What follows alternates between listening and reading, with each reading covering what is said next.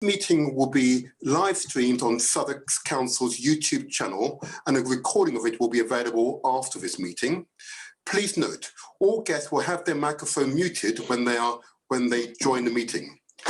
You'll be asked to mute unless I ask you to speak, for example, in the 3-minute slot reserved for objectors, applicants, supporters, and ward councillors.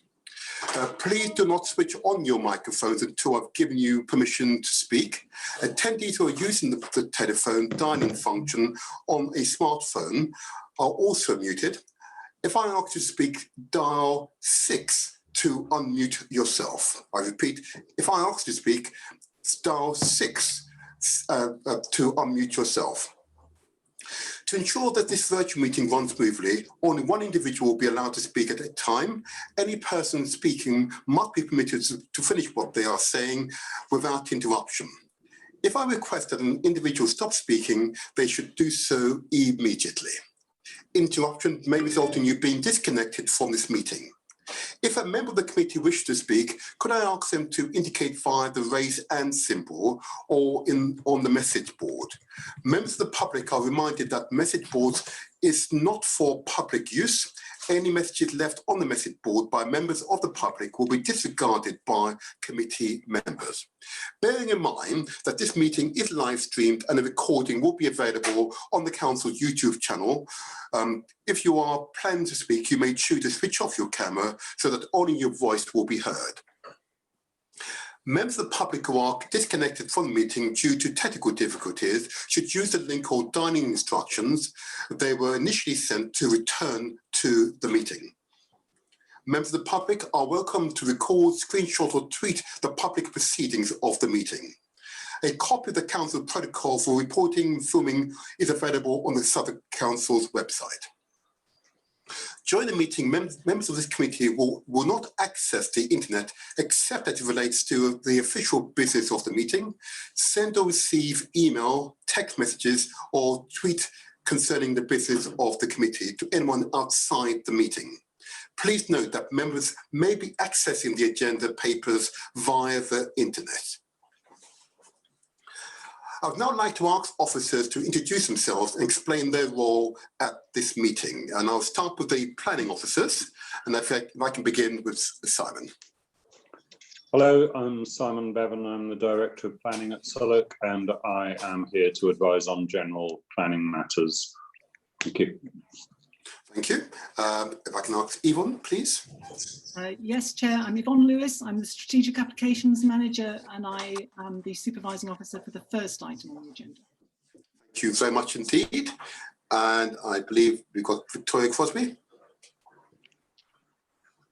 Not for this meeting, it'll be Andre. I'm sorry. Right, okay, thank you. Andre? Good morning, I'm Andre Verster. I'm the Planning Officer for the first item on this meeting. Thank you very much. And do we have Terence here? Yeah, again for the afternoon, Chair. Ah, right, thank you. Thank you very much for that. Okay, thank you very much. If I can now move on to the other planning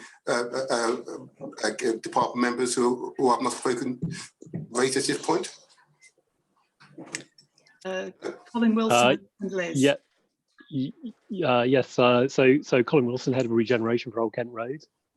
So I'll be supporting Liz Awoyemi on the second item, which is the LSE on Glengall Road. Thank you. Liz, do you want to introduce yourself? Hello, I'm Awoyemi. I'm the planning officer, case officer for the second item, the LSE Glengall Road. Thank you very much. And now, if I can now move on to the legal officers. Chair, could I just interrupt at the second? There's also the two officers here to introduce the Section 106 item, Alistair Huggett and Neil Loubser. Thank you. Can I ask both gentlemen please to introduce themselves, please?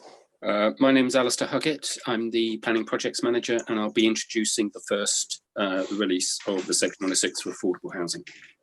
Thank you. And Chair, I'm Neil Loubser. I'll be introducing item 7 for the release of the archaeology funds within Section 106. Thank you very much indeed.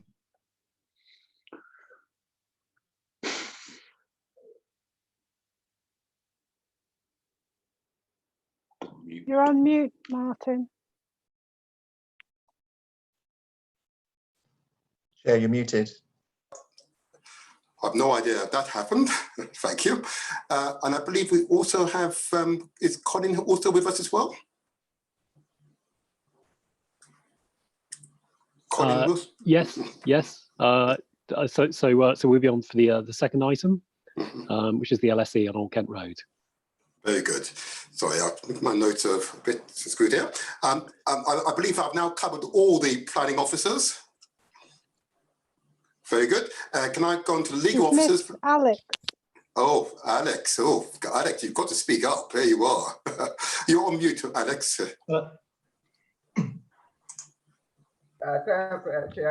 My name is Alex Oyebade. I'm the transport officer advising on the transport implication and highway implication of the fourth item on the agenda. Thank you very much. Thank you. Can I now move on to the legal officers? I believe we have Margaret. Yes. Good morning, Chair. My name's Margaret Foley. I'm the legal officer for this meeting, and my role is to advise members on legal matters in connection with planning and governance matters. Thank you very much. And the clerk, Tim and Joel, I believe. Good morning. My name is Tim Merton. I'm the constitutional officer and clerk of this committee. I'm here to minute the meeting and to advise on the procedures for hearing the items and for decision making. Gerald will be in the background providing technical support, but I'm the clerk of this meeting. Thank you very much. John Gorst out. I was about to go backwards indeed. I believe we've got, maybe in addition to John, we've also got Pip here as well. Is Pip also joining us? Is Pip with us? Pip Howson?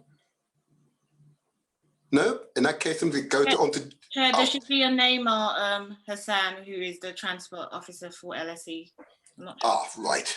Okay. I don't have that here on my notes. All righty. Please, could you introduce Naima? Yeah, hi, it's Naima Hassan. I'm the transport planner for the LSE scheme, the second item. So. Thank you. Thank you. Perfect. And if I can now go to, and last but not least, of course, John, legal officer. Good morning, Councillor. My name is John Gorst. I'm also a legal officer from Southwark, and I'll be sitting in supporting Margaret in this meeting. Thank you. Good. Thank you very much. So a little bit there. Okay. In that case, then, unless as long as I've not missed out both planning officers and legal officers, I will now move on to the first item on the agenda. So the first item on the agenda is, of course, apologies. I have notified of apologies for Councillor Cleo Soanes, and I believe that should take care of it. And of course, for this meeting, Councillor Catherine Rose as well. I believe I've covered all the apologies. Am I right, clerks? Chair, yes, Chair. Thank you very much. Thank you very much. Thank you. Now, sorry, Chair. I think Councillor Hargrave. I think I heard his voice. Yes. Yeah. And of course, I was about to say, don't worry. I was about to say that Councillor Barry Hargrave would not participate on the committee for the first item, but will participate in the committee for the second item. Okay, so that's duly recorded. I'll now move on. So I need to now confirm voting members of the committee, and I'll go through this by name. But in fact, before I do that, I just need to make sure that we agree the minutes of our meeting held on Monday, the 15th of June at 10 a.m. Our members agree that these are a correct record of our meeting? Agreed. Very good. Thank you very much. And I note it's recording simply the AM meeting, but clerks, if I can just double check with yourselves, I'm simply being asked to confirm a single meeting. That's right, Chair. Very good. Right, that's fine. In that case, I'll press on to confirm voted members of the committee. Can I ask? I'll go through by name, and members could also confirm for or against to confirm that you are a voting member. So I'll start with Councillor Whittam. Yes, Chair, I'm present and I am a voting member. Very good. Councillor Morris. Chair, I'm here and I'm a voting member. Very good. Councillor Newlands. Chair, I'm here and I'm a voting member. Thank you. Councillor O'Brien. President and voting member. Very good. And I'm Councillor Martin Seaton, and of course I am a voting member. Thank you very much. I shall now move on to first item, which is the release of we've got to say this, £39,519,515.72 from Section 106 agreements across the borough to support housing investment. And of course, members, these are pages 6 to 14 of the agenda back. Can I ask the officer considering the report to make his presentation? I believe it's Alistair Huggett to introduce. Thank you very much, Chair. Thank you. As the Chair has introduced, this is to release £39,519,515.72 from the legal agreements that are listed in Appendix 1. The legal agreements are listed by both development, but also we've highlighted the source of the funding by ward to make it easier to understand where the money is actually coming from. Going through the report, paragraph 3, we've explained how the process by which we get these in lieu payments. Obviously, we prefer the affordable housing to be provided on site. Where that's not feasible for whatever reason, we require it to be built off site. And again, if that's not feasible for whatever reason, we accept in lieu payments. In paragraph 4, we mentioned a previous proposal that we brought to the committee back in March 2018. And just to remind you, that was for £40 million. So it's a similar, this one is a similar amount of money. The detail for what this for what this money will be spent on is in paragraph 5, and it's supporting our housing investment programme, and those are detailed both in paragraphs 8 and 9, both those proposals that are already on site and those proposals that have or will about to receive planning permission, and we are intending to commence in the next 12 months. Then in paragraph 12, we give some reasons why we need this housing. It summarises the need. I mean, there's a couple of interesting stats in that we have the highest cost of housing, the highest house prices within the sub-region, but also we have the fastest population growth. So obviously we do need a continuous supply of affordable housing. In paragraphs 16 and 17, we go through the our public sector equalities duties, and also in paragraph 18, we link this whole programme to the Great Estates agenda. On public consultation, that's in paragraphs 22 to 24, and it's on a site-by-site basis, and it complies with the Council's Charter of Principles.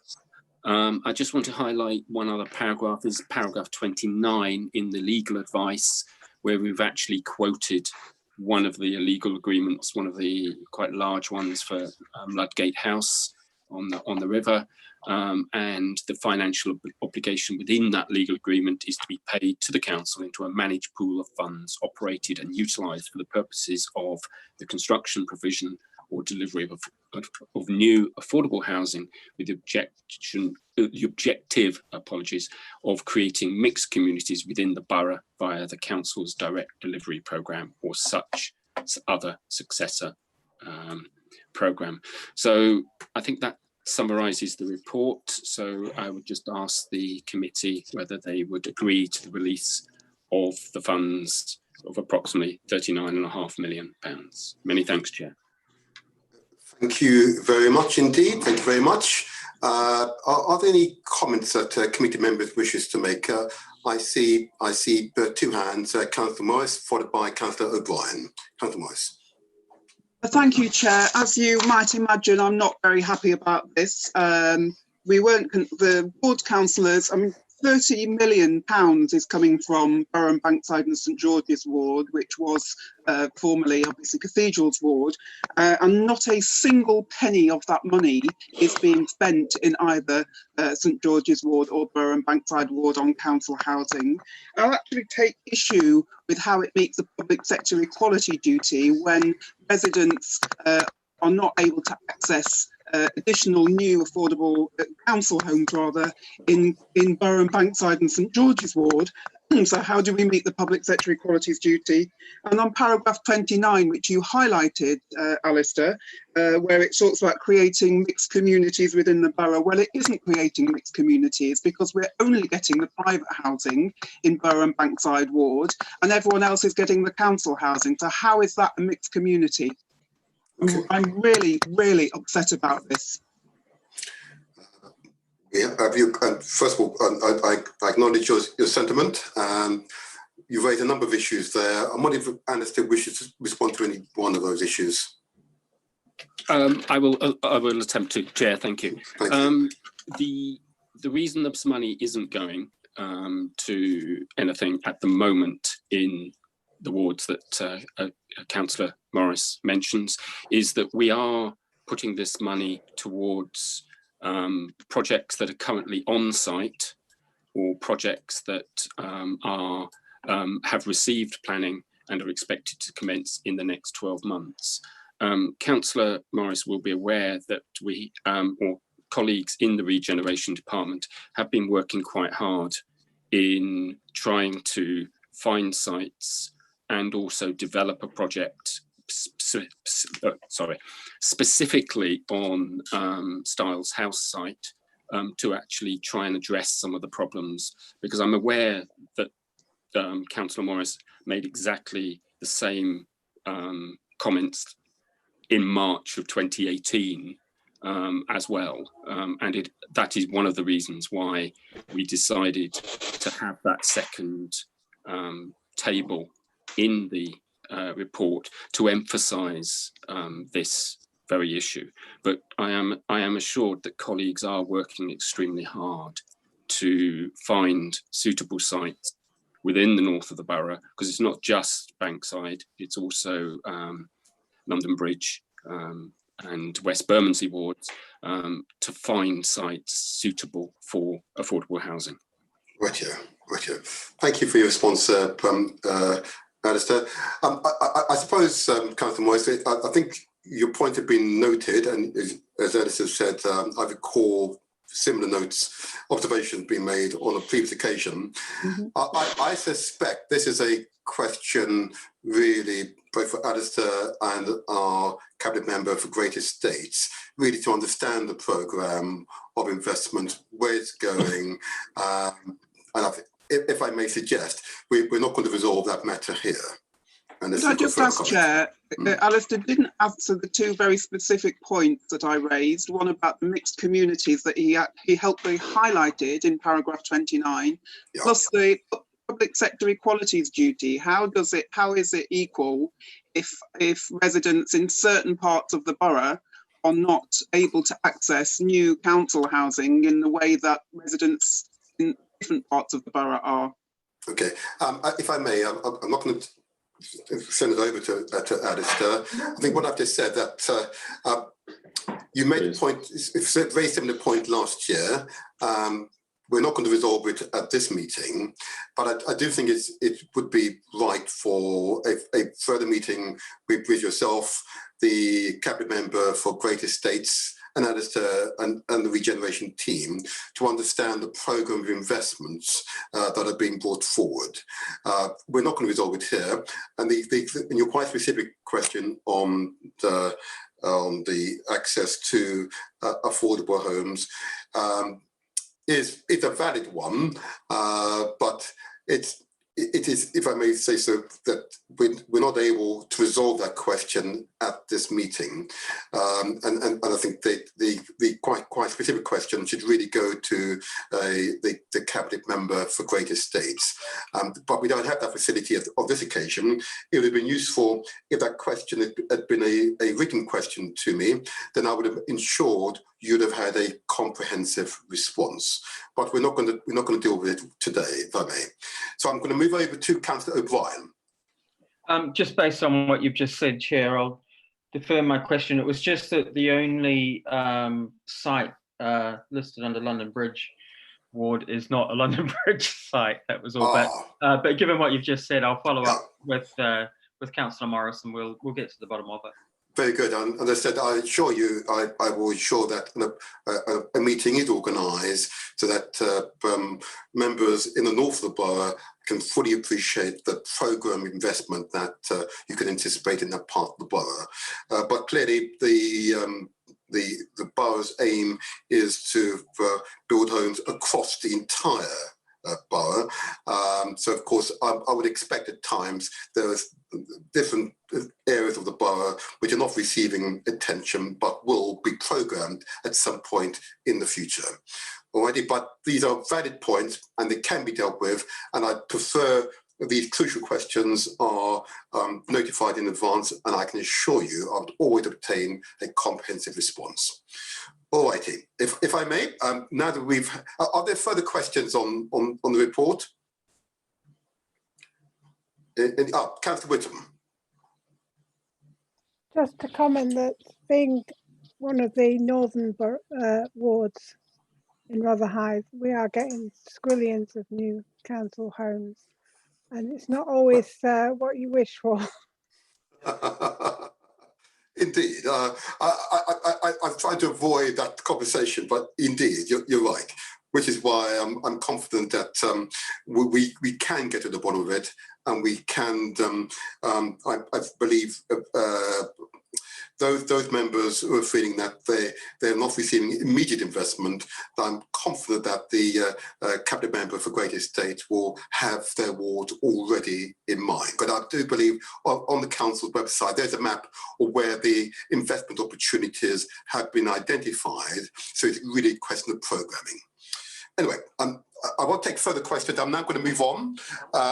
Can I first of all ask members to agree that I can now go to the vote on this, and I'll do this by naming you and ask you to indicate for, against, or abstain on the motion.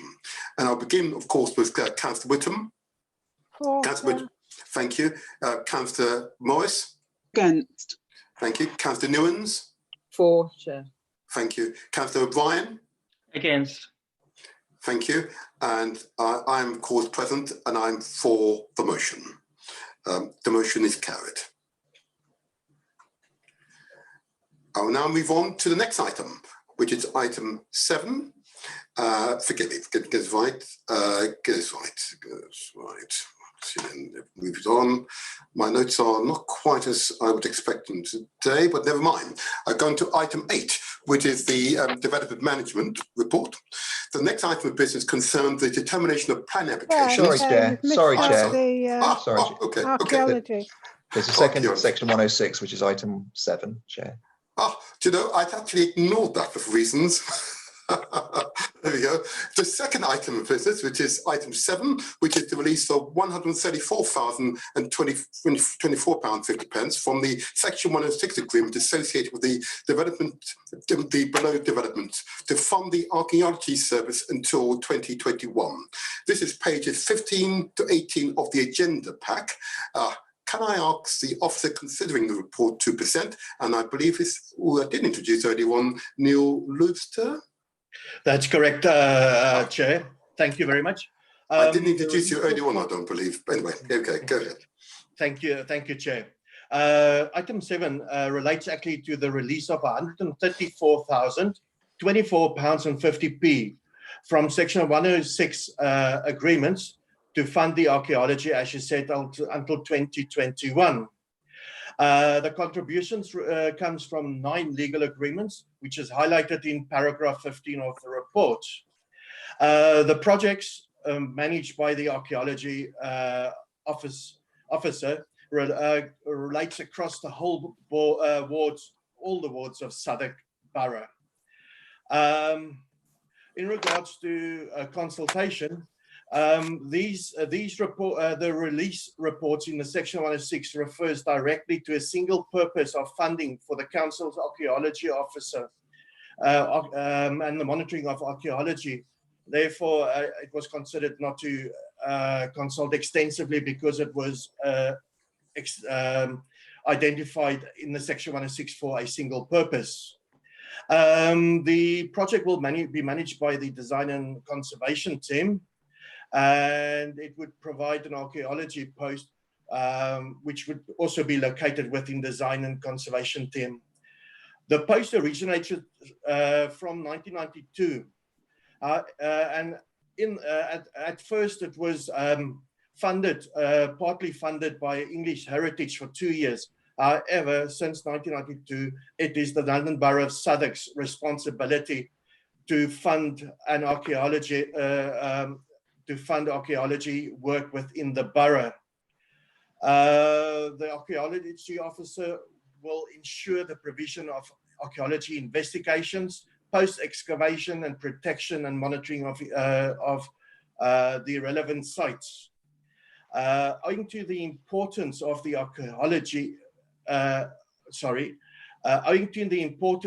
archaeological heritage within the borough, it is considered necessary that the post is funded, and therefore we are asking that the 134,000 is released from section 106 to allow us to have an officer.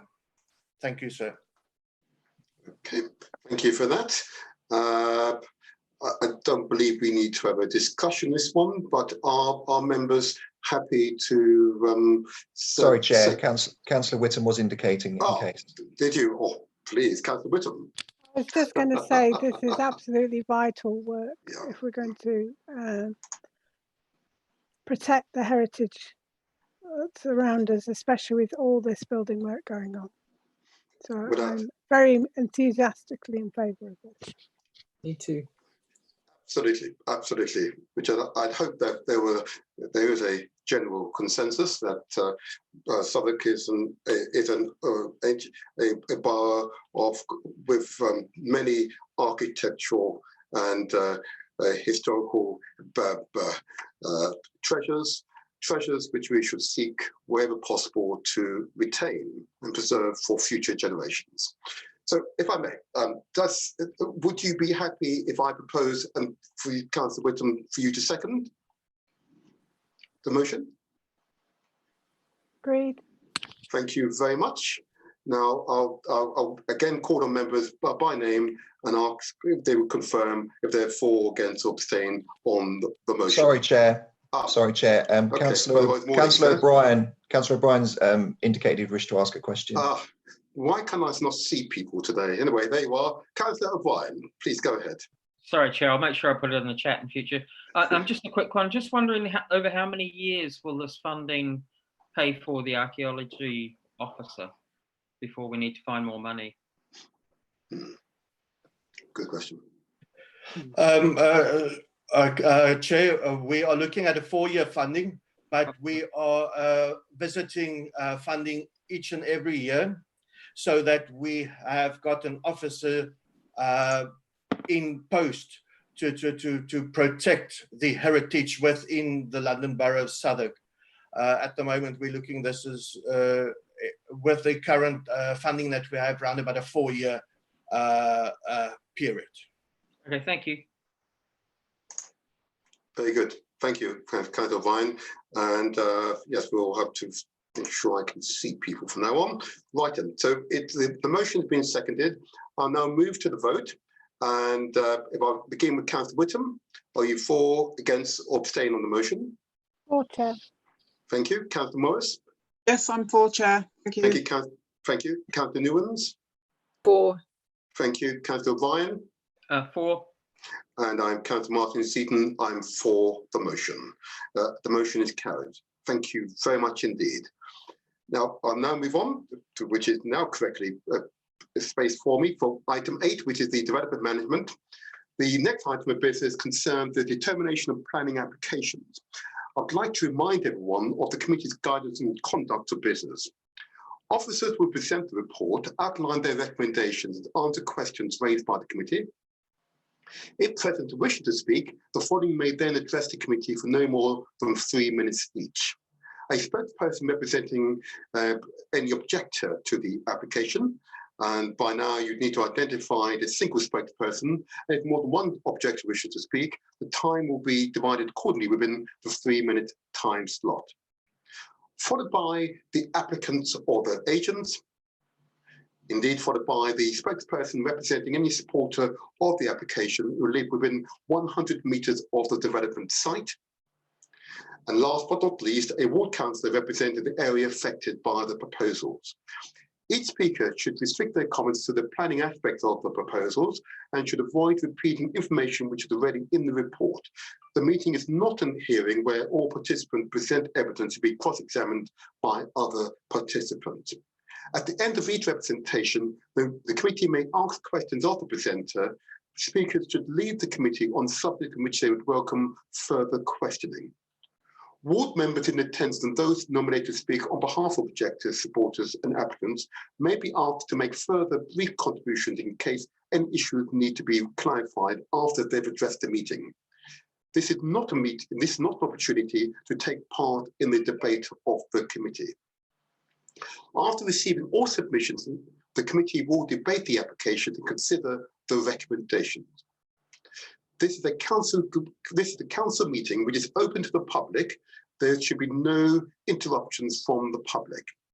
Finally, I'd like everyone present to know that although the planning committee comprises members of different political parties, we are not politically whipped.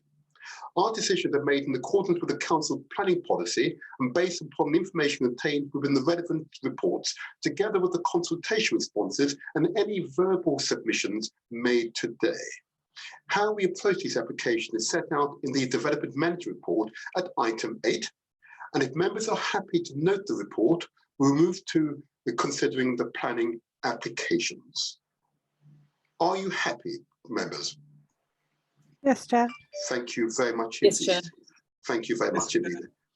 I'll now move on to the officer considering report. This is the report on item 8.1, Eagle Wharf, which is 90 to 98 Peckham Hill Street, London SE15 5JT.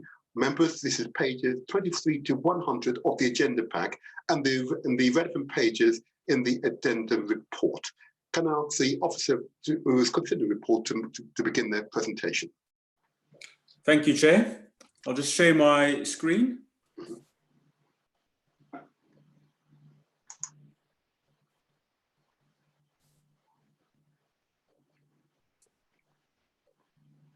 Just bear with me. And you are, of course, Andre, is this right? I'm Andre Verster, yes. Okay, very good. Can everybody see the screen? I'm sharing the screen. Very good, we can, I can. Yes, thank you. This application is for the demolition of the existing retail warehouse building and the construction of 2 buildings at 4 and 6 stories in height. It is proposed to provide a creative digital hub workspace and student accommodation incorporating 393 student bedrooms and associated communal facilities. The scheme also includes highway improvements, landscaping, off-street blue badge car parking and cycle parking spaces for students and visitors.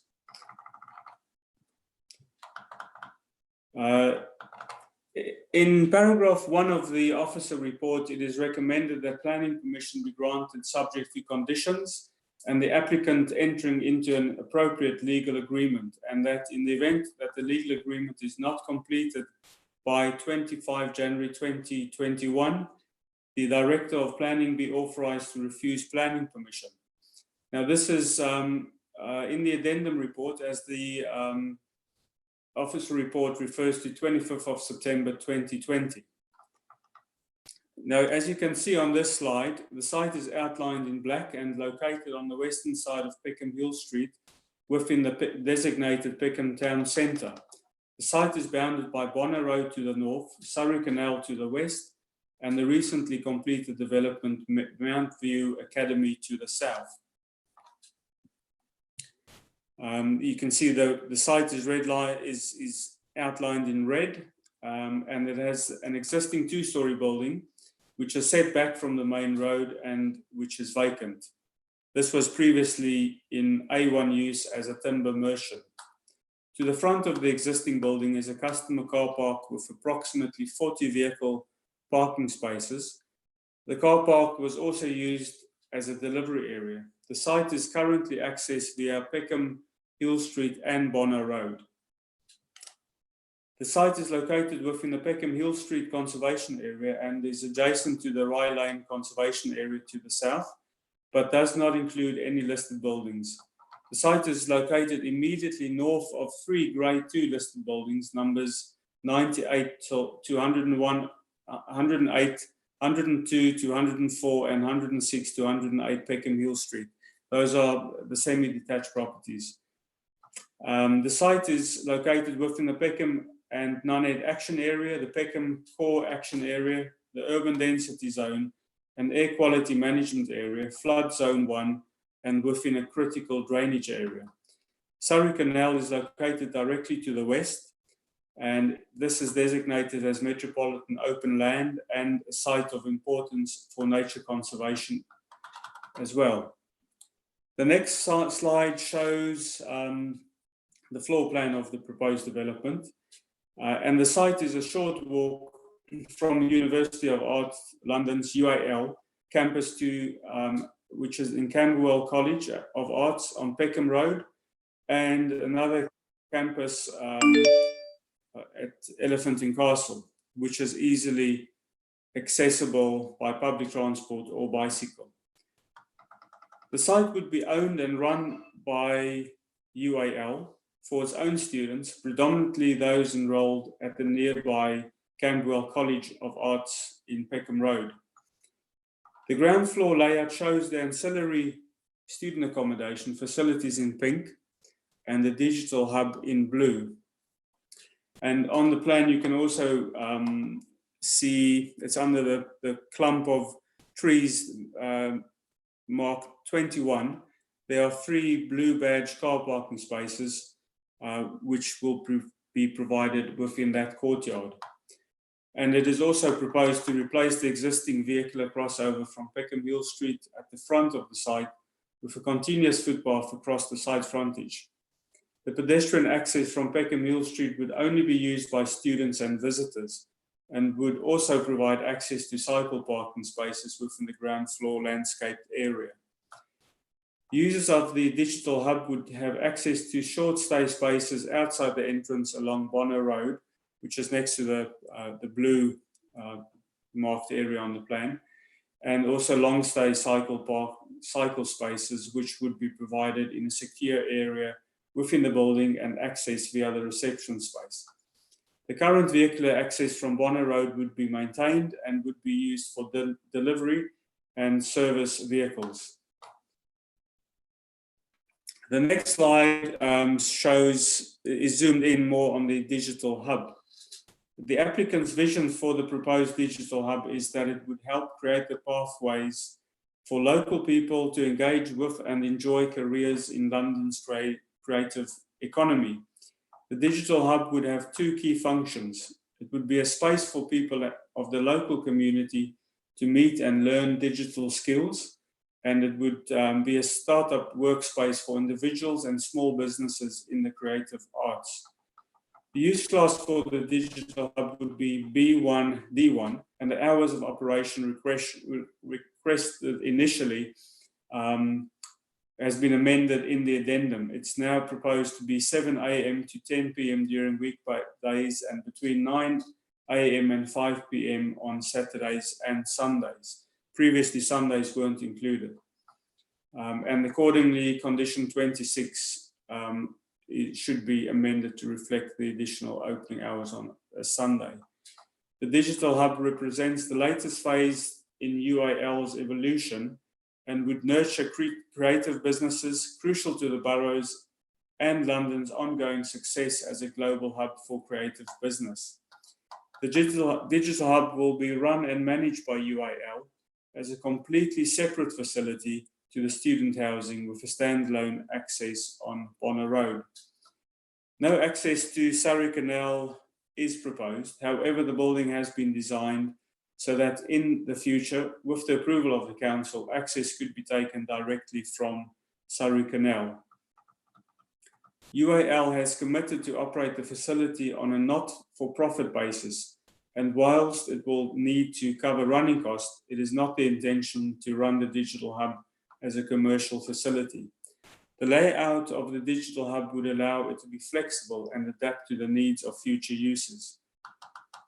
The layout plan in front of you in blue is indicative and is anticipated that it would have the following key features. It would have a large reception area with breakout informal seating that can accommodate meetings and events for up to 50 people. 2 or more presentation areas with seating for 16 people arranged around the projecting screen, business startup desk space and separate workshops that could accommodate between 50 and 70 people. The next slide is a typical floor layout of the scheme with the 6-story building on the upper part of the scheme and screen and the 4-story building in yellow. And the next slide shows the 4-story building, infill building, fronting Peckham Hill Street, measuring 10.5 meters high and 26 meters wide. I'll just go back to the previous slide. So that's the building shown in yellow. Now this building would provide 30 student rooms on the 1st to 3rd floors with shared kitchens and living rooms and associated uses such as a reception and the post room on the ground floor. The building would provide pedestrian and cycle access to the student accommodation via reception, which would have 24-hour security.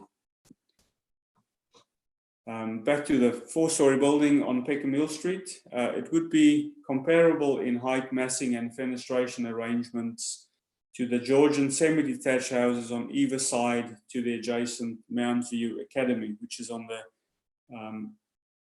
left-hand side of the screen. This slide shows the west facade of the 6-story building facing Surrey Canal, and you can see Mount View Academy is visible in the right-hand corner of the screen. The height and massing of the 6-story main building would be appropriate to the open setting of the Surrey Canal and the Peckham Hill conservation area. It would comply with the guidance in the conservation area appraisal, which identifies the development potential of the site and would not appear overly dominant in this sensitive historic context. It is also considered that the main building would not harm the setting of the listed buildings to the east. Part of the facade would be screened by existing mature trees on the adjacent Surrey Canal, and these trees would be protected and retained, and the building would be set away from the Surrey Canal by approximately 3.5 meters, with a hedge and railing along the rear boundary of the site. The next slide shows the relationship between the proposed 6-story building and Mount View Academy, which is of a similar height. Before I talk about the assessment of the application, I will turn to the consultation process and responses. One round of consultation was undertaken by the council and 17 representations, of which 12 objected, were received from members of the public. 9 themes were raised, namely use, amenity, design, transport, the environment, community facilities, social and affordable housing, and the structural damage to properties in the vicinities.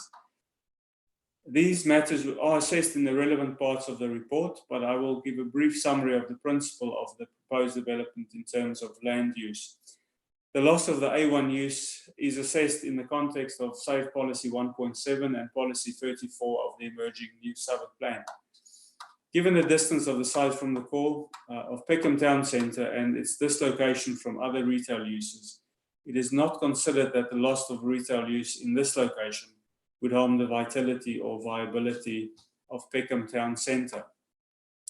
The proposed Class B1 D1 use digital hub would provide a service to the general public, as it would be used as a start-up studio for UAL postgraduate students and as a venue for outreach engagement with the local community, allowing residents of all ages to be involved in creative computing. Peckham has developed a reputation as a creative and cultural hub, and the proposed digital hub would help the creative industries in the town centre to flourish, thereby contributing to the vitality and viability of the town centre in accordance with Safe Policy 1.7. Both B1 and D1 uses are town centre uses. This would be in keeping with the aims of the Peckham and Nunhead Area Action Plan. The proposed B1 use would also be in accordance with Strategic Policy 10 of the core strategy, which supports the provision of additional business floor space to help meet general demand for office in town and local centres, and encourages the provision of flexible space to help meet the needs of the local office market. The number of jobs in Southwark would be increased, as it is anticipated that the proposed B1 floor space would create a suitable environment with opportunities for startup businesses by postgraduate UAL students to contribute to the local economy. Digital Hub is expected to support between 20 and 30 startup businesses, which an average of 2.5 employees would, per company would create between 50 and 70 jobs. Yvonne Lewis is going to comment now on viability, and I will continue after she's shared that as well. Okay, thank you, Andre. Thank you, Chair. Viability is a material consideration, as you all know, under the adopted and emerging policies. And so a financial viability appraisal was submitted by the applicant for this scheme, and it was scrutinised by the council, or on behalf of the council rather, by BNP Paribas, who are expert viability advisors. And they concluded that the scheme, as presented, was not viable to the tune of 1.7 million in deficit. So with that finding, they did some further sensitivity testing, looking at what would happen if you adjusted various of the inputs, but still concluded that that would not be viable. And I must apologise for an error in paragraph 131 of the original report, which refers to a 0.57 surplus under the sensitivity test. That should be a 0.57 deficit under the sensitivity test. And the appraisals, when they were carried out, did not account for the £4 million, which is now being offered by the applicant for affordable housing, a commuted payment for affordable housing, and nor did it account for the £50 million, sorry, that would be fantastic, £50,000 for Peckham Square, which is mentioned in the addendum report. So clearly those two additional costs to the scheme would take the scheme further into deficit. But the developer recognises that the delivery of affordable housing is one of the council priorities. It's very important to members and to this committee. So they have made this offer of £4 million as an in lieu payment to address that council priority. And members asked in the briefing why was this scheme not capable of creating a profit and therefore making a larger contribution to affordable housing. And there are several reasons for this. One of them is the high established use value of the site, because although you may look at it as a retail shed, in fact, retail sheds can be very valuable things because they have large spans and they have the availability of car parking, which in inner parts of London are becoming increasingly rare. So they carry then a high potential value for a whole range of uses around logistics and car-based retail. The scheme also has what you might think of as sub-market student rents. We are not classifying them as affordable student rents because they're not, but they are below what could be gained in an open market position. And the Section 106 agreement suggests that if members were to approve this scheme, then those rents should be controlled going forward as well. And as Andre mentioned, the ground floor space operated at the Digital Hub would be operated on a not-for-profit basis. So the applicant has in effect forfeits the opportunity for a fully commercial space on the ground floor. So those things taken together suggest that the scheme is making an offer of £4 million, which is substantially above what a scheme could support whilst remaining viable. And therefore, as officers, we're recommending that once you have taken viability into account on this scheme, it would be appropriate to accept that offer. And I just want to make sort of one further small correction to the planning obligations table within the report, which suggests that the second viability review would take place 2 years after first occupation, which some members might remember was the outcome of the schemes in Spa Road and Alscott Road that we looked at previously. In this case, we don't think that now is the most appropriate way of looking at the viability, and because the rents are going to be controlled going forward, and therefore they have already had, if you like, their requisite impact on the viability, that the review should take place on completion to look at any surpluses that may have arisen through build cost economies during the build programme. And just finally, as Andre has said, this is being built specifically for UAL under an arrangement between Hollybrook as the applicant and UAL as the end user. And Hollybrook are quite clear that they would like to take this forward on behalf of UAL, and UAL are committed to it. And on that basis, we are recommending that the in lieu payment is the most appropriate mechanism for securing affordable housing, and that it is a good offer in the context of the viability of the scheme. So I'll hand back to Andre at that point. Thanks, Yvonne. The next slide is shows the distances between the proposed 6-storey building and the properties along Peckham Hill Street. These properties would have a separation distance of 15 metres from the ground floor level. And that would be closer than the adjacent Mount View building, which has a separation distance of 21 metres, and closer than the 21 metres sought by the Residential Design Standard SPD.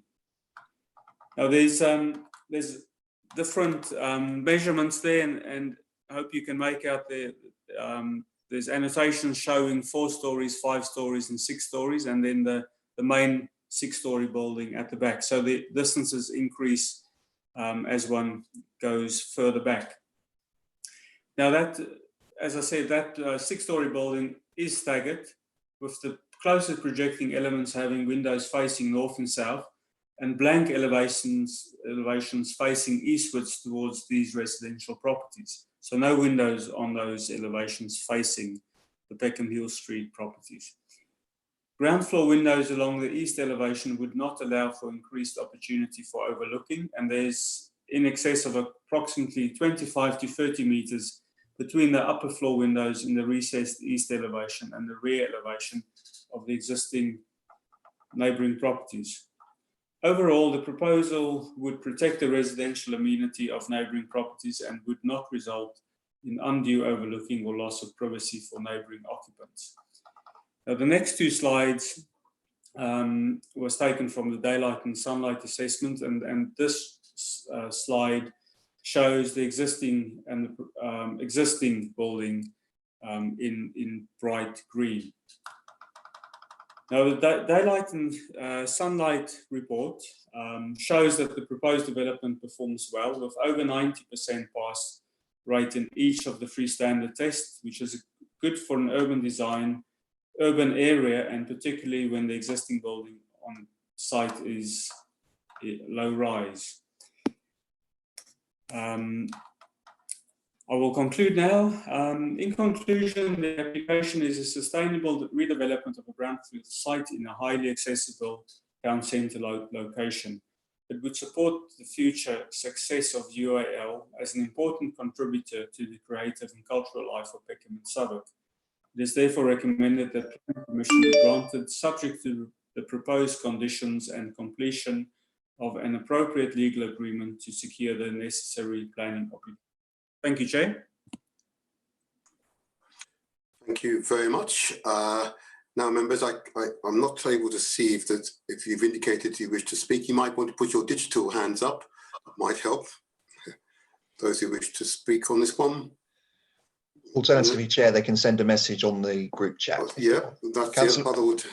Councillor Whittam is indicating. Ah, right, are you? I can't actually see, but yep, thank you, Councillor Whittam. Please go ahead. Yeah, sorry, I can't find the digital hand. But, can you, Andre, can you tell me what's in between the two buildings, the yellow buildings at the front on Peckham Hill Street? There seems to be some sort of structure in between them, is that correct? That is, let me go to the slide, sorry. I'll show you that. That is, unfortunately, I don't have the front elevation, but that is I believe it is just a canopy between the two buildings. It says number 7. So, pardon? Well, can you see where it's got a number 7? Number 7, yes. Just bear with me. I don't have all the plans in front of me at the moment. Can I perhaps just come back to that question while I open the plans? Okay, it might be better to ask the architect. Yeah, I was going to suggest that. And are there other members who wish to ask a question? Of officers? In that case, if I may, Andre, in fact, go back to Yvonne on the question of viability. Yvonne, and please bear with me. Can I ask you, please, just to repeat the reasons why our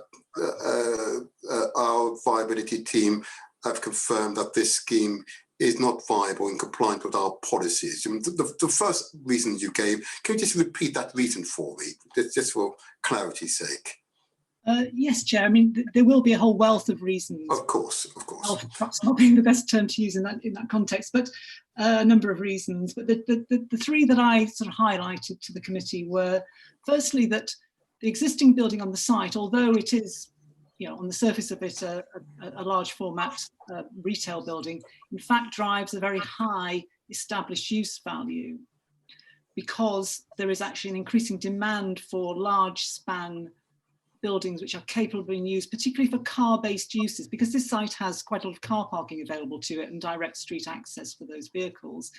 That's something which is increasingly in demand, in particular in areas like this, which might have quite good access to, for instance, the A2, for logistic-based uses, what's called things like last mile deliveries, and also for sort of retail sheds. So in fact, it's a use which would drive a high established use value. And as you'll know, in order to make a development viable, the use that outcomes at the end of the process needs to be something which is worth significantly more than that which you have in your hand at the moment, or you wouldn't take the risk of proceeding. So to incentivize the existing owner to release that site, it has created a very high benchmark land value.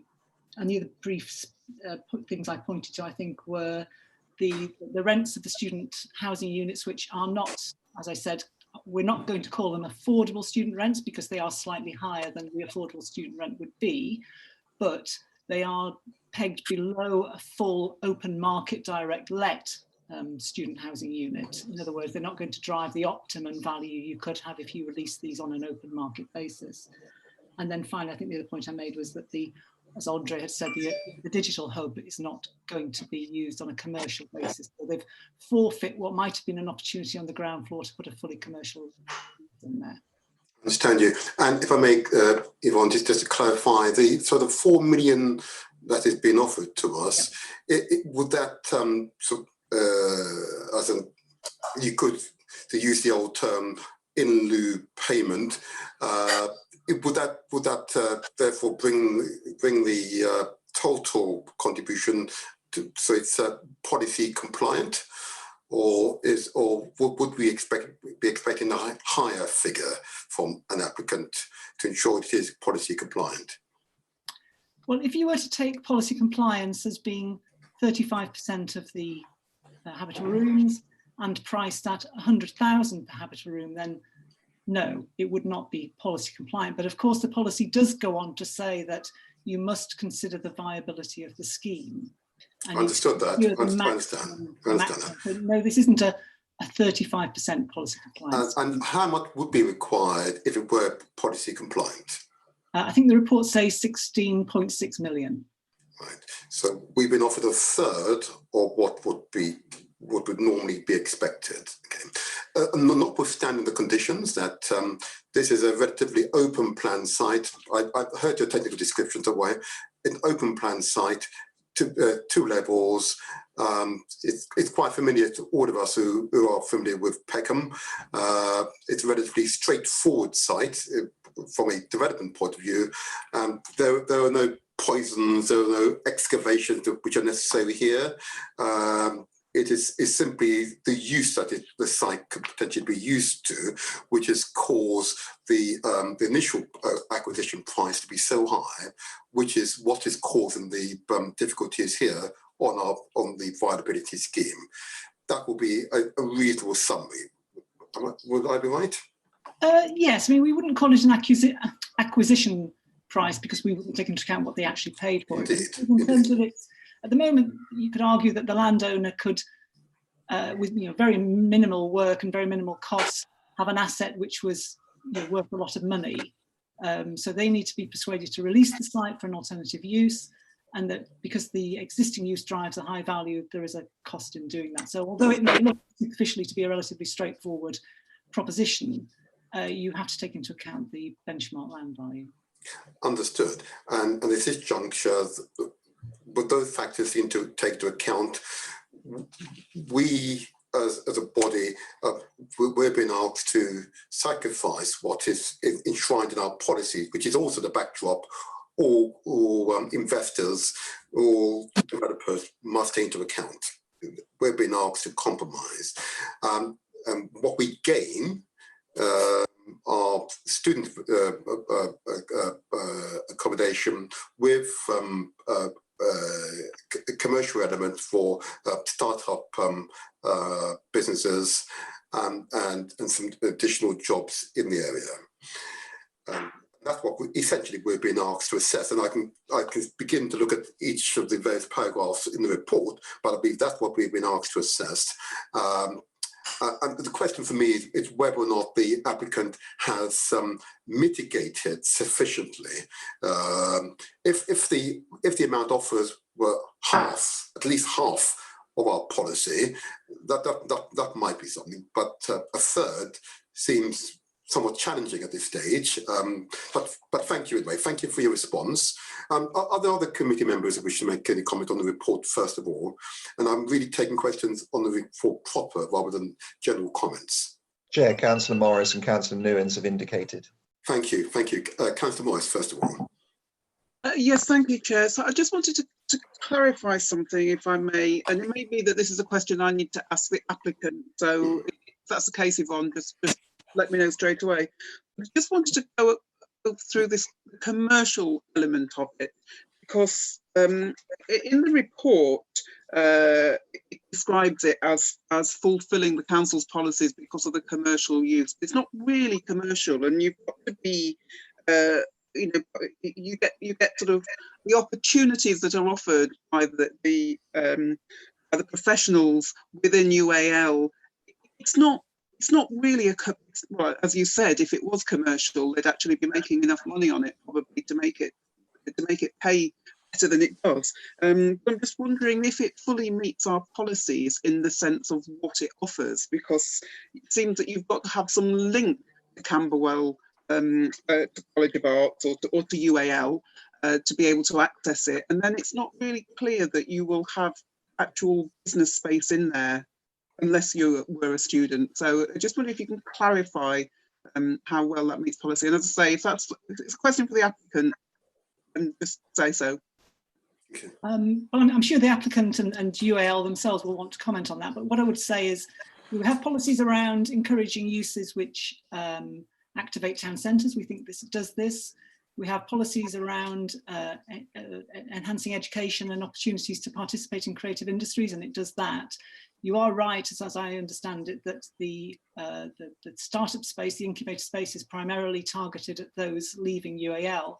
But one of the opportunities which most councils recognise as having having universities in your area is that if you can persuade graduates to stay in the area and invest in the area, then they will bring jobs ultimately. So if this does persuade people who are leaving a UAL to stay in Southwark rather than going to Hackney or Islington or whatever, then they will help us to keep and create those jobs in Peckham. And since Peckham is recognised as a centre for the creative and cultural industries, then this could be an important contributor to that. So I think it does fulfil the policies. Okay, thank you. Thank you. Councillor Newlands. Thank you, Chair. I just wanted to ask, during the discussion on, or the report on viability, reference has been made to the fact that this site has a high existing use value because of the because it's sort of perhaps not particularly frequently available, and I suppose that sort of raises the question for me, if the existing use is something which is in high demand, and therefore which and that's what has meant that it has a high existing use value, then what provision is going to be made for this type of use elsewhere in the area, on the basis, assuming that it is actually something which is required? Do you want me to take that one, Andre? Yes, Yvonne, that's fine. Okay. I think the question really is, one of the reasons this would be attractive to the market is because it has a lot of car parking.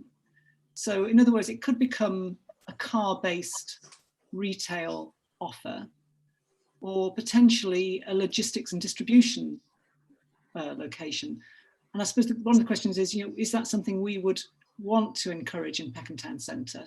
Or are there benefits of not having this kind of use in a congested part of Peckham? So I think, unfortunately or ironically, however you may see it, one of the reasons it's attractive is because people could bring cars to the site and frequent turnover of cars. And I think that is something which we wouldn't necessarily seek to retain or re-provide. Thank you. Thank you very much. Are there any further questions to the report? In that case, then thank you very much indeed. And if I may, I'll move on to our objectors. And note for the objector, now this meeting is being live streamed, and the recording will be available on the council's YouTube channel. And you may choose, objectors, to switch off your camera and address the meeting with audio only. When introducing yourself, please only give your first name and the block or street you live, not the exact address. Okay. Now, I believe there's an objector, Marcel Dockwell. Tim? It may have been that Marcel was the one that emailed this morning, Chair, to say that it is the same one. It is, just making sure. Right, okay. So I assume there are no other objectors in that case. And I think that's right, Chair. Fair enough. In that case, then, in the absence of an objector, I'll move on to the applicant. And I can see a long list of names here.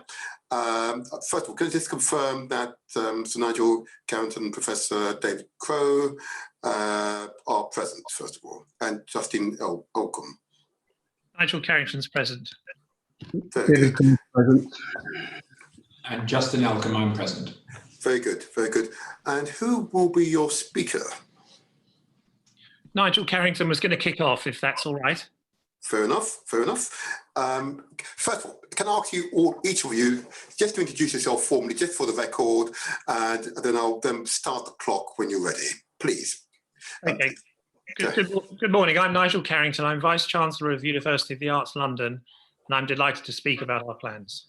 Very good. Good morning. My name is Professor David Crowe. I'm the head of college at Camberwell College of Arts, and also delighted to speak to you this morning. Very good.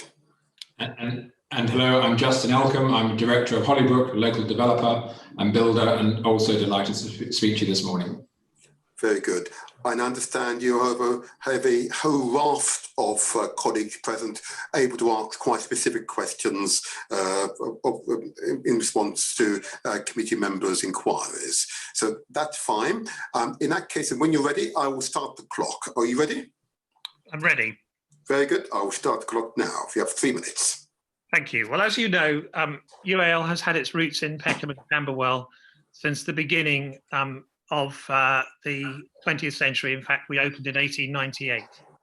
And very many of our graduates have gone on to live and work locally.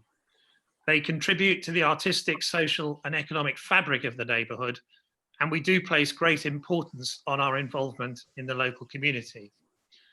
In 2017, we completed a £70 million investment in Camberwell, which doubled the size of our campus and formed the Creative Computing Institute. This institute's the first of its kind in the country to specialise in combining hard computing skills with the creative arts. And Eagle Wharf represents the next stage of our evolution. We urgently need halls of residence to house and support our own students studying at Camberwell and nearby London College of Communication, both in Southwark. And the creation of our digital hub will provide a learning facility for all members of the local community. We are now managing the university against a very difficult economic backdrop, but notwithstanding that, we remain fully committed. And if you're minded to support these proposals, we can start works immediately, providing a timely economic boost for the area. So I'll now hand over to my colleague David Crowe to talk in a bit more detail.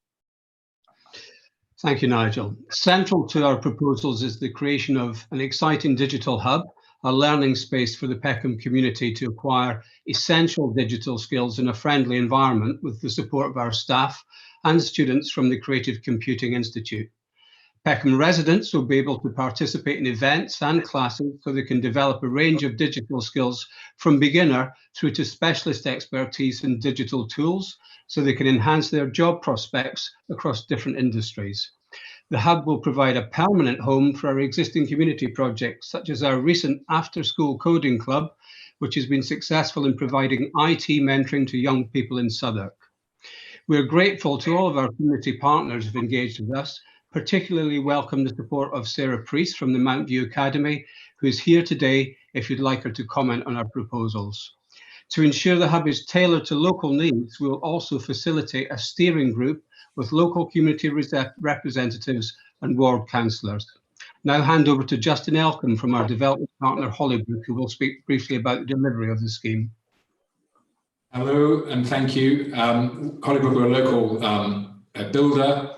We're in a unique position where we have a contract in place, and if you're minded to grant consent, we can start work immediately and create 700 construction jobs, a lot of which will go locally. And in terms of the consultation, we've also worked very hard and closely with Bell's Gardens Estate, and Paul Wright, their chairman, is here to speak on that. Forgive me, your time is up, but I'd like you, Justin, to complete what you're about to say. Continue. Thank you very much.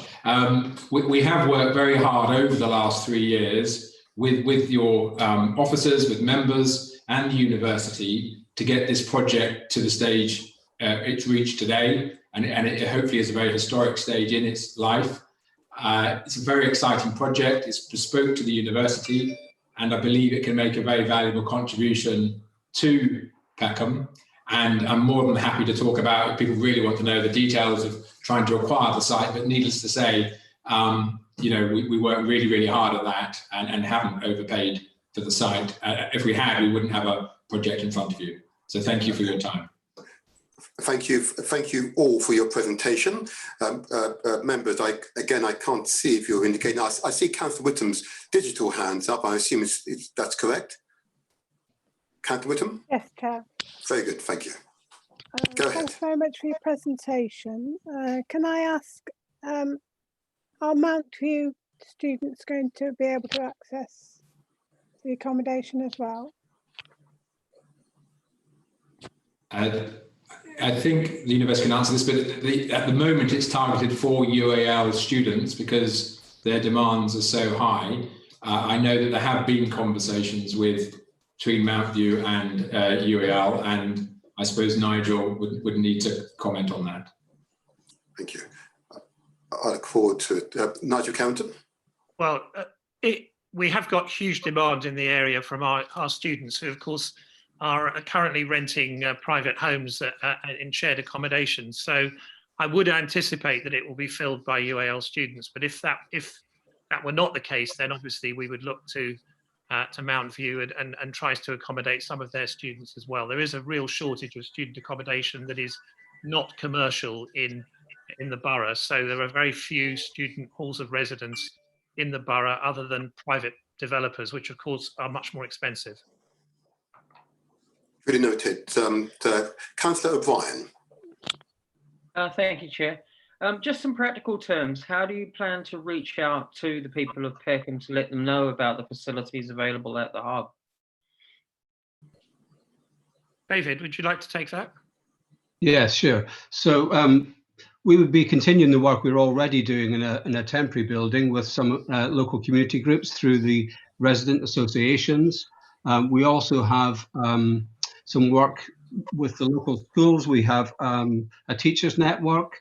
We have an after-school coding club. So we're pretty well known in the area, and we have a temporary space where we run this work from at the minute. And what we'd hope to do here is to provide a permanent home where the resident associations, schools and local industries would be able to access us in the evenings, at weekends, and in some cases during the day. Very good, thank you. I see Councillor Whittam's hands up again. That's still up, is it? It's still up, is it? Can I, before you go in, Councillor Whittam, I did want to just put my earlier question that I put to the officers, to the applicants and the developer.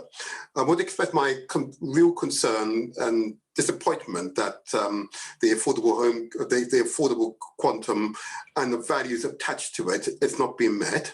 The offer of £4 million, it's only a third of what we would expect to receive, and notwithstanding the benefit of the scheme, and all schemes have benefit, if I may say so. I want to understand how it is we're in this position. Our policy has been in place for some years now. They're well known to the industry, and that should, of course, inform all commercial decisions. I don't understand why we are faced with this dilemma today. Can someone explain that to me, please? Yes, I'll have a try, Chair. Thank you. We are providing here a facility for the university to support their investment in Peckham and Camberwell, particularly at the Camberwell College of Arts and their new institute, the Creative Computing Institute. To provide that support in a meaningful way, the rents that are charged to students have to be attractive, because the university need those attractive rents to secure students on their courses and support their students through those courses. And once you put those lower rents into the viability of the project, you have a lower capital value, significantly lower than a private sector scheme. The policy to which you refer is, I understand it, but it expects the same amount of money from a luxury student room by the river as a smaller room in economy room in Peckham. And because we are targeting specifically help at the university, it's not feasible or possible to make any more financial contribution than that's been offered at the 4 million. And we're in a really good place in the sense that we have a contract that if consent is granted, we can start work on site and get this happening. And that has given us the ability to lower the level of return that we would normally expect to give you as much money as the scheme can afford. So it's coming back to your answer. I'm trying to be a little bit more precise and apologise, Chair. It is about the fact that the rents are lower to meet the university brief, and that drives a lower value and hence not able to support such a large contribution. I wonder if either Nigel Carrington or David Crowe wishes to comment on this in terms of the equity of this. Our policies are really well finely balanced and should accommodate most applications across the borough, not just in the extremely luxurious north of the borough. I know, notwithstanding comments by the Council Morris, of course. And of course, we see schemes which are able to comply with our policies, and our policies are well thought through, been through the usual scrutiny by inspectors and through by the Secretary of State. Only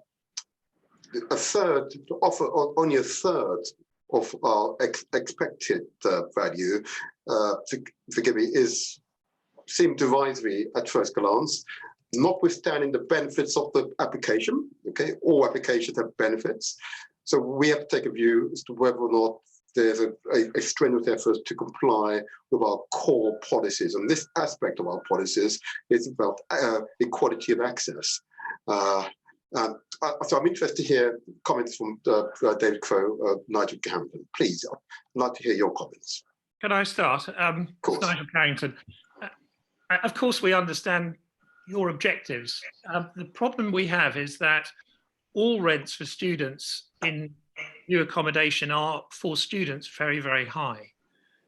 Currently, our students are, because of the lack of anything approaching affordable rents in and around Peckham, our students are forced into renting local flats and houses and being basically in multiple occupation of them. That is actually cheaper per student than going into a hall of residence. The only alternative, if one wants to be in a hall of residence, is to go into a private developer's hall. Now, they can afford to pay you more money because they're charging the students more money. The problem is that there's a direct equation between the rent and the return. UAL doesn't make any return from its student accommodation. We're trying to build our own halls so that we can effectively eliminate the premium that goes to the private sector developer, because they only build if they're going to make a surplus out of the project. We don't need to make a surplus out of the project. We're entirely based on supporting our students at a break-even level. So we break even or lose money on our total estate for student accommodation. So if the rents were to go up any further, they would not probably be saleable, or rather we would be competing with private developers to provide accommodation at high rents. And there's quite a lot of high rental accommodation for students in London. What's missing in London is nice buildings that are safe and well designed for students who are in the community and we hope will remain in the community after they graduate. So this would be non-viable for us if we were making a bigger contribution, because the bigger contribution could only be funded by charging students who are already in very significant financial difficulty as students higher rents than those we're offering. David Crowe. Thank you, Councillor. If I could just perhaps return to some of the benefits. That I could mention some things we're already engaged in and things we hope to do. Our Talent Works programme with Camberwell College and LCC is engaged over 100 local organisations with 180 students over the past 4 years, and we'd like to find a permanent place to make sure we can grow that. We also work with local hospital trusts. We've been running recovery projects for outpatients very recently. I mentioned the After School Club. Looking forward, we can see new creative industries arriving in Peckham, like the Ghetto Film School, and we would be very keen to be able to work with a group like that to enable them to have access to the sort of digital skills and expertise that the university has. In terms of policies, I think this speaks to your essential digital skills policy in Southwark, and perhaps also the Creative Enterprise Zone, which I think was mentioned earlier as positioning Peckham as a creative part of the creative future in the south of London. And we think that the digital hub, giving over such a large space like that at the base of the building, speaks directly to both of those and shows our commitment to the area in the sort of equality and diversity agenda. Righty. We will return to this, but I see a number of hands up. I've heard the benefit and I acknowledge the benefit.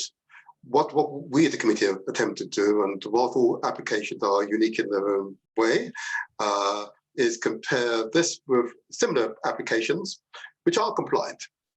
Yeah? And indeed, applications in which the applicant has taken a medium long-term view. Yeah? And there's acknowledgement that the current viability schemes appear to be quite peculiarly applied to the borough of Southwark, and therefore creates real difficulties. But whilst within the report there are many benefits, there are quite a few policy non-compliance issues that I could raise.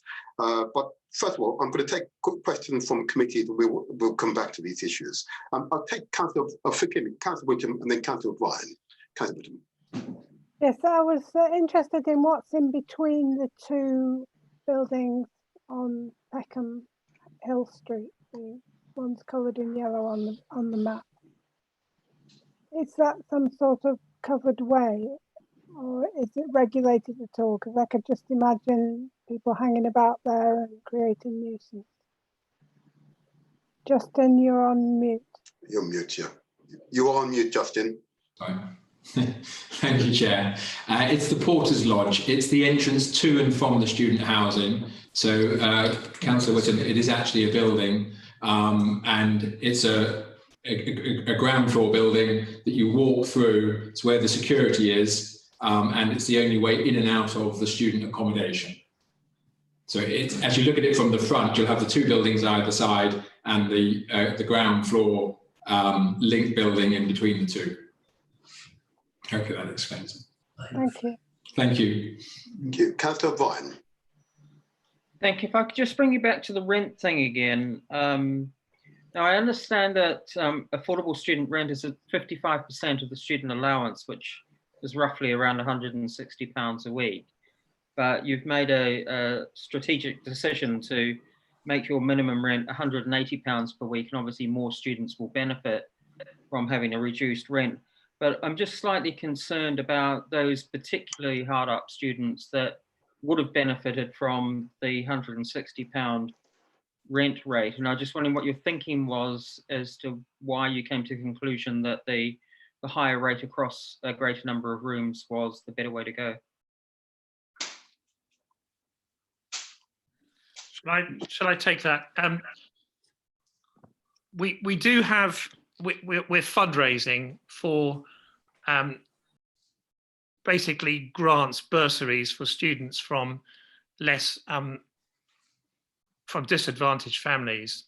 Sadly, there are far more of those than we have and ever could have rents which fit into that affordable level. So the effect of further subsidising a proportion of the rooms to drive those rents down would be to drive the rents for the rest of the building up.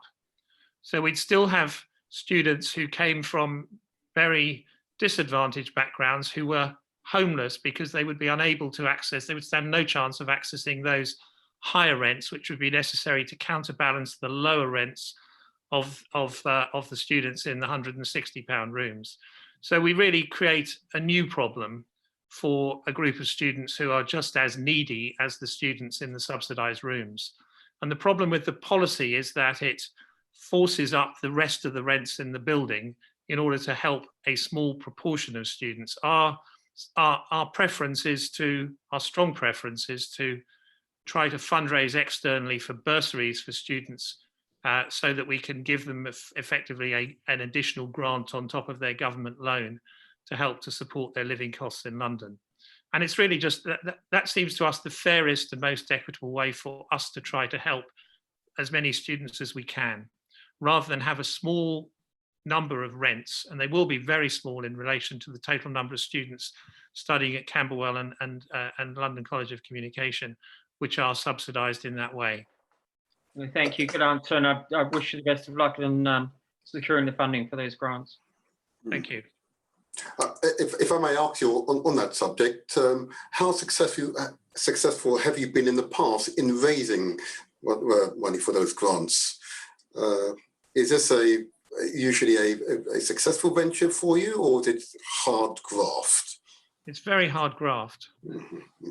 Sadly, our graduates do not tend to be wealthy people. The creative industries are comprised mainly of people working in very small businesses, doing wonderful work, enlivening their local communities, but not becoming rich. We were extremely fortunate, actually, a couple of years ago to have a very successful graduate of London College of Communication put £1 million aside, and the return from that does create what we call insight bursaries for students going to study at London College of Communication. So we have had quite a bit of success, but not, at this stage, not a huge amount, but we work very hard to try to do it. It's really important that our students do not tend to be from wealthy backgrounds or going on to make loads of money. They're just in a different world, which we happen to believe is a really important world in terms of social development and importance of place and enlivening communities and creative, meaningful lives. And that's our goal. That really is our goal. Thank you for that answer. It's extremely helpful. I suppose my last question on this question of viability and non-compliance with our policies in this regard is the amount that's been offered at £4 million. It's a third of what we would have expected. Okay. And of course, this is our final opportunity to ask a question of you. In the light of the fact it's less than half what we would have expected, do you have room for further compromise in that regard? A third is way below what I would have accepted under any circumstances, given all the benefits. It's a general policy, and the applications we've heard previously and will hear later today are broadly complying. This is really quite off the mark. This is intended to be a medium to long-term investment into the area, and one would have thought that you would take that as underlined your principles of what should be offered as reasonable mitigation. At the moment, £4 million doesn't appear to be reasonable mitigation at the moment, and I wonder, do you have room for manoeuvre? Can I answer that, Chair, please? Of course. Thank you. Normally with a developer, they can build in hope value for increasing values over time, to which you accurately refer. Here with Hollybrook, we have a fixed price, a contract price agreed with the university.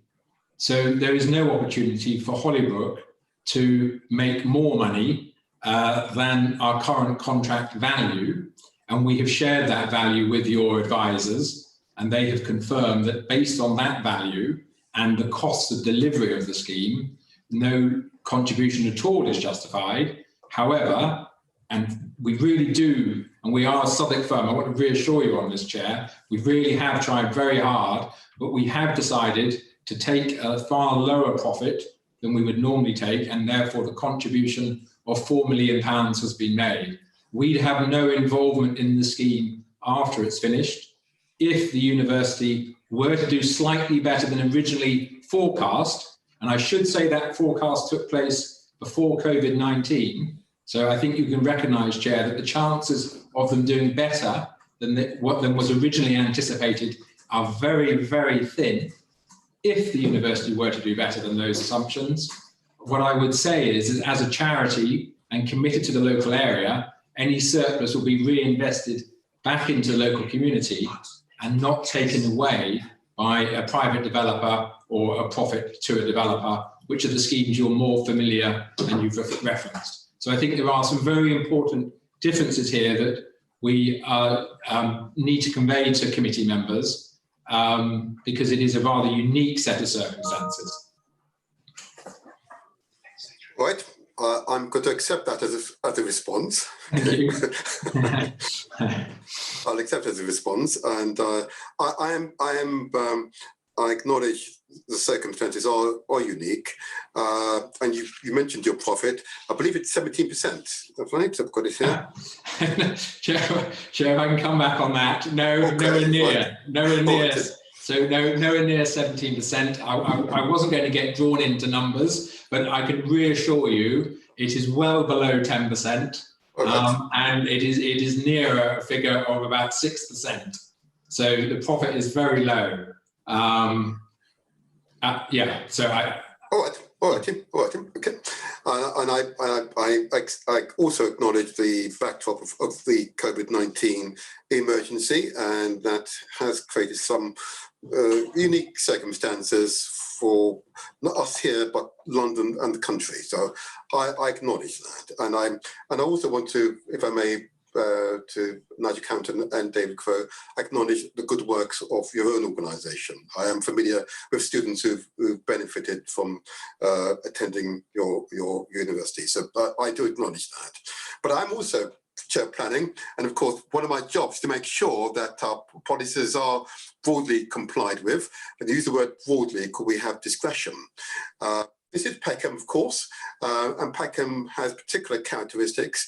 What we want to do is ensure that developments are meeting broadly our broad aspirations, and of course that the community are able to access the facilities. Clearly, the community will not be accessing the halls of residence, but the other opportunities we absolutely want the community to have access to. We also acknowledge the economic benefit that the scheme will bring into the area, and we most certainly would welcome that investment. But it has to be policy compliant, broadly speaking. How we consider the leeway we as committee members have is a point of issue, and I'm still struggling with this.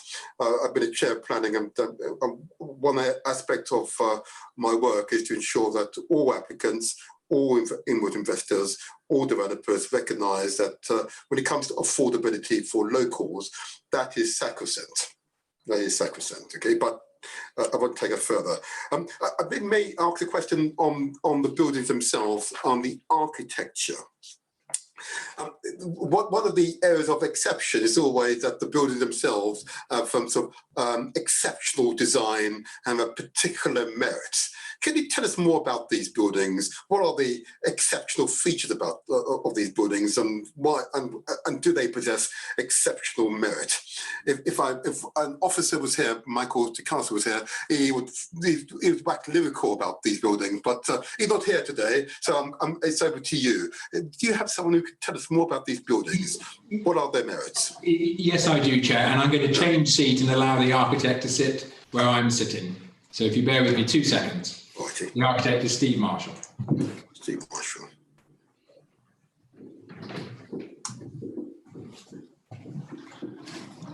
Good morning, Mr. Chairman. Good morning. Can I ask you, Steve, just to introduce yourself? I see your name here. Yeah, go ahead. Hello. My name is Stephen Marshall. I'm the architect for the scheme, working on behalf of UAL and behalf of Hollybrook. So you're absolutely right. Every building and every building that we get involved with, we try and give it a unique personality that is specific to the site and specific to the area. And we like to do that in a way that observes the characteristics that are there, and we build on them. So in a way, what we've got at Eagle Wharf, in a funny way, we've got 2 sites. We've got the Gap site, which is the main entrance to the warehouse, and there's the opportunity with the scheme to repair the Gap, which traditionally was a pair of Georgian houses. During the war, those houses were damaged, they were taken down. So we had the opportunity on that part of the site to carefully fit in with the context, with the height, with the materials, but do it in such a way that is contemporary. And we recognise that the site traditionally would have had front gardens. So we're putting front gardens back in, which will be beautifully landscaped. We're using brick that matches the brick that's there.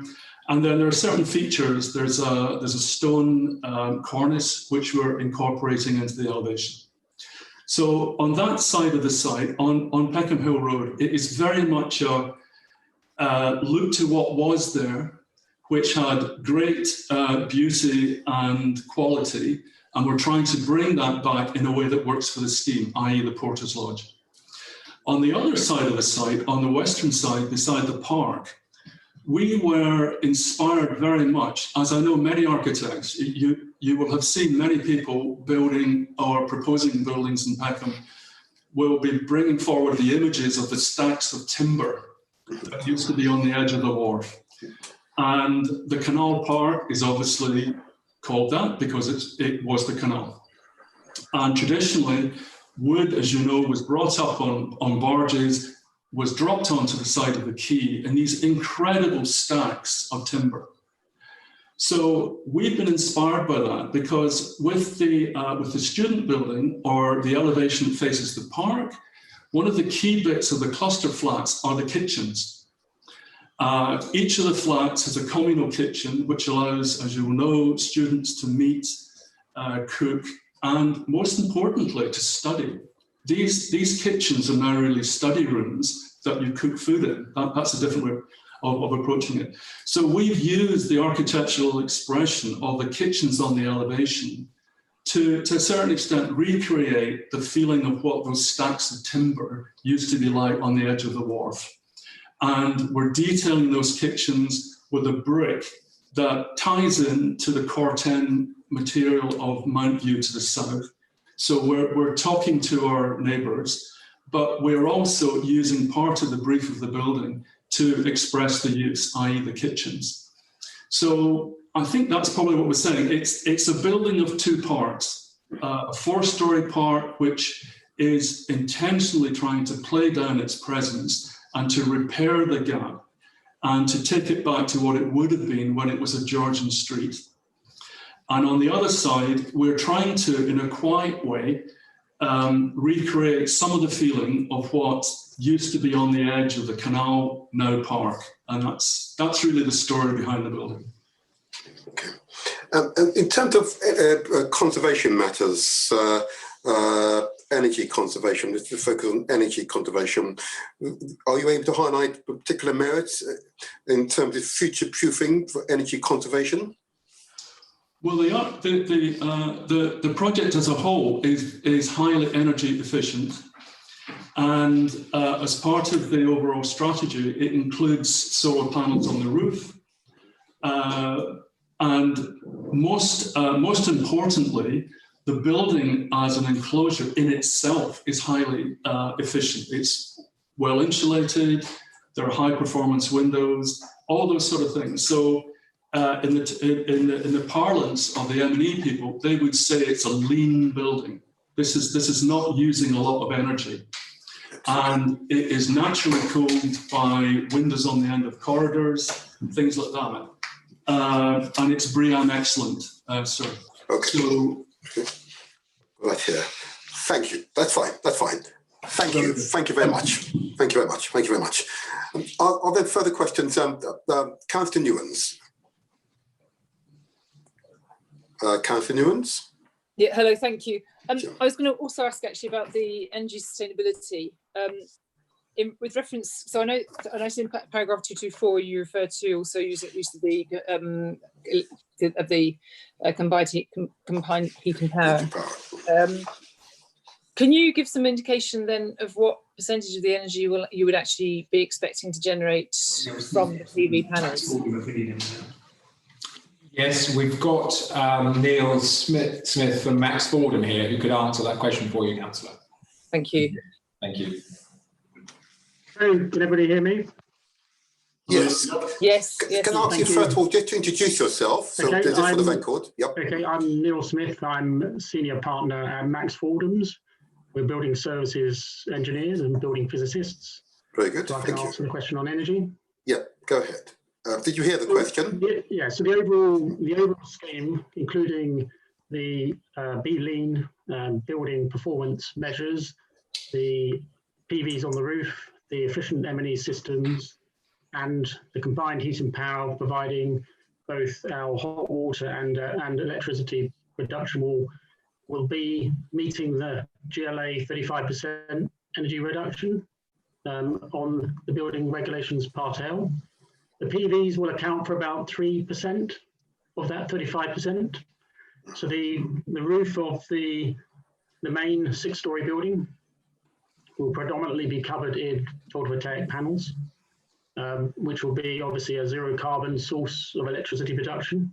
But we're also producing electricity via our CHP plants throughout the entire year, because it's our primary hot water generating installation. So while we're generating hot water throughout the entire year, we'll also be generating electricity for the development. But as Stephen rightly pointed out at the beginning, we've focused very much on making the building itself work as hard as we can in terms of energy. So, we do have optimized ratio of glazing to solid. We also have very, very high performance insulation and air tightness. We're removing a lot of thermal bridging, and we also, for ensuring that we don't have overheating in any of the student rooms, we're having exposed thermal mass. So we're using the building very hard to reduce energy and reduce the need for any cooling within the building, but also making the building as comfortable as we can for the students. So we've taken a holistic approach to the overall design for energy and sustainability, and we are looking to get BREEAM Excellent for this building. So we are following very, very sustainable environmental assessment method to deliver that. Hopefully that answers your question. Thank you. Thank you very much indeed. If I may take the last question in this section from Councillor Morris. Morris. Thank you, Chair. Just on that point, is the heating, because obviously it's effectively a district heating system, so is that included in the rent, or the students pay separately for the energy that they use? Hello, Councillor. It is included within the rent. If you can hear that, yeah, it's all included. It's an all-inclusive rent, yeah. Thank you. Right, thank you very much indeed. I'm going to thank you all for your presentation and responses to committee's questions. Thank you indeed. Thank you. I'll now move on to a supporter. Are there supporters in the room?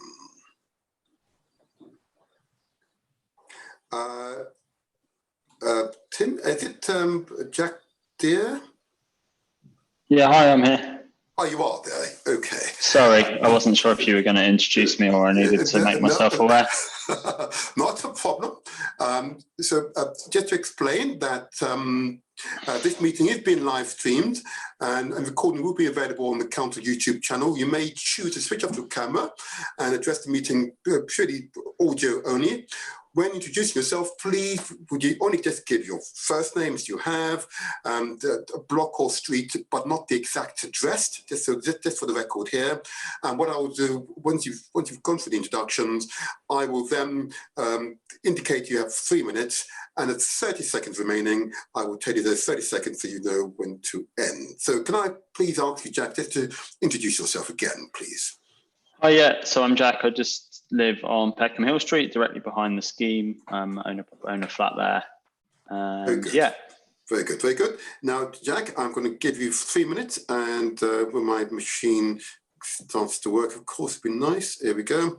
And the time will start now. You may begin now. Great, thank you. Yeah, so I just to clarify how I heard about the scheme, it was after being invited to an event by Hollybrook that took place in spring last year, and I attended. I had some initial concerns about the change and wanted to find out a bit more, having obviously lived there during the time of the Mount View Academy construction. And yeah, we talked through some of those concerns, and a lot of those were alleviated, and actually they agreed to help stabilise the rear garden wall, which was a point for me. And yeah, having looked at the plans in a bit more detail, especially specifically around the digital hub, I think it's a good move. The current retail part there's a lot of traffic, van traffic as well, and that was also something that wasn't great. So I think Halls residents could be a good neighbour, and the distance from the property is kind of quite good. And I was worried about loss of light, and obviously the concerns are alleviated. And yeah, they've kept me informed throughout. I think the digital hub's a really interesting proposition. It could be a good resource for local people. And yeah, I think that's all my feedback. I don't have anything to add. Fine. Thank Sorry, you have very I been much. too quick? No. You need me to talk for 3 minutes? Do you want? Absolutely not. There may be a question from the committee. Let's give them an opportunity. Is there a question from the committee members? Can't see any questions from the committee members. No, there are no questions from committee members. Jack, you've been perfect. Thank you very much. All right, thank you very much. All righty. Thank you. Yeah, thanks a lot. Very good. Very good. Thank you very much. Now then, if I now may move on to the ward councillors, and is there a ward councillor who wishes to speak to this item? Yes, Chair, there is. And normally I would have my video on, but I've got a new councillor computer. And as you can see, I don't want to be distracting people by the image I'm presenting here. So I'm going to... I could do this all night. Here we are. Have you had a sherry this morning, Gary? I don't know what's happening. Right, then. Okay. Yeah. All right. Hello, everybody. Hold on, Connie. Come on now. Let's not keep it focused. So, right, you'll be audio only, councillor. Can I please ask you, first of all, just for the record, just to introduce yourself. When you've done that, I will begin the clock. Please, councillor, introduce yourself. Thank you, Chair. I'm Barry Hargrove, councillor for Peckham Ward. Very good. You may begin your presentation now, councillor. As a Peckham resident, I've been fortunate enough to witness Peckham's evolution, its occasional reversals of fortune and its ongoing upward trajectory for all over many, many decades.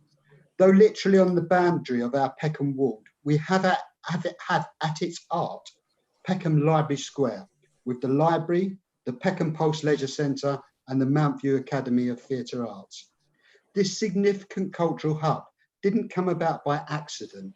It is the result of 30 years of planning and rightful aspiration by Southwark Council of all political hues and colour. I think it's also worth adding at this point that embedded in the Southwark Council plan, FE13, is to establish a cultural and creative district in Camberwell and Peckham. In my humble opinion, the planning application before us will genuinely enhance the cultural value of the area. The benefits of the digital hub are for local people numerous. Training for local people across the spectrum of IT and creative digital arts, the potential for entrepreneurial link-ups, local resident involvement in steering group with oversight, not to mention links with Mountview, Southwark's Library Service and the returning Peckham Platform artistic space. The synchronicity potential is enormous. Just picture it, Surrey Canal Walk complemented by our own mini Silicon Valley. This development is not about private profit. It is about a public development supporting University of Arts London, who are a very committed and long-standing organisation in our borough. And for the fact that we're not getting council homes out of this in Peckham Ward, I would point out that Peckham Ward is currently providing the plans for the largest number of council homes in any ward in our borough. And what would be the alternative for this? A shed with loads of extra car journeys in our area. No, thank you very much. If this application in any way harmed Surrey Canal Walk, its green aspect, its biodiversity, or its importance for sustainable transport, I probably wouldn't be supporting it. If I felt the intake of a large number of students into the area was harmful, I would probably not be supporting it. If development was about private housing sitting right on our beautiful green space, I certainly would not be supporting it. What we have here is a development that contributes to the local ecology, and that has been recognised by Friends of Burgess Park. Your time is up. Your time is up, Councillor, but I would like to hear what you are about to complete your presentation. Thank you, Chair. It in fact contributes to the local ecology, and that has been recognised by Friends of Burgess Park. They're not easy to please at the best of times. And it will improve the spend in the local environment. Imagine how student numbers will benefit footfall and spend at our local leisure centre, which, as councillors know, is currently stricken and desperately ailing. You know, imagine that as a benefit to our local leisure centre. And also the enhancement of Peckham Hill Street. There's some really good stuff happening on Peckham Hill Street. The highways measures, the sensible relocation of the problematic bus stop, and of course the street frontage, which has been in need of infill for a long time.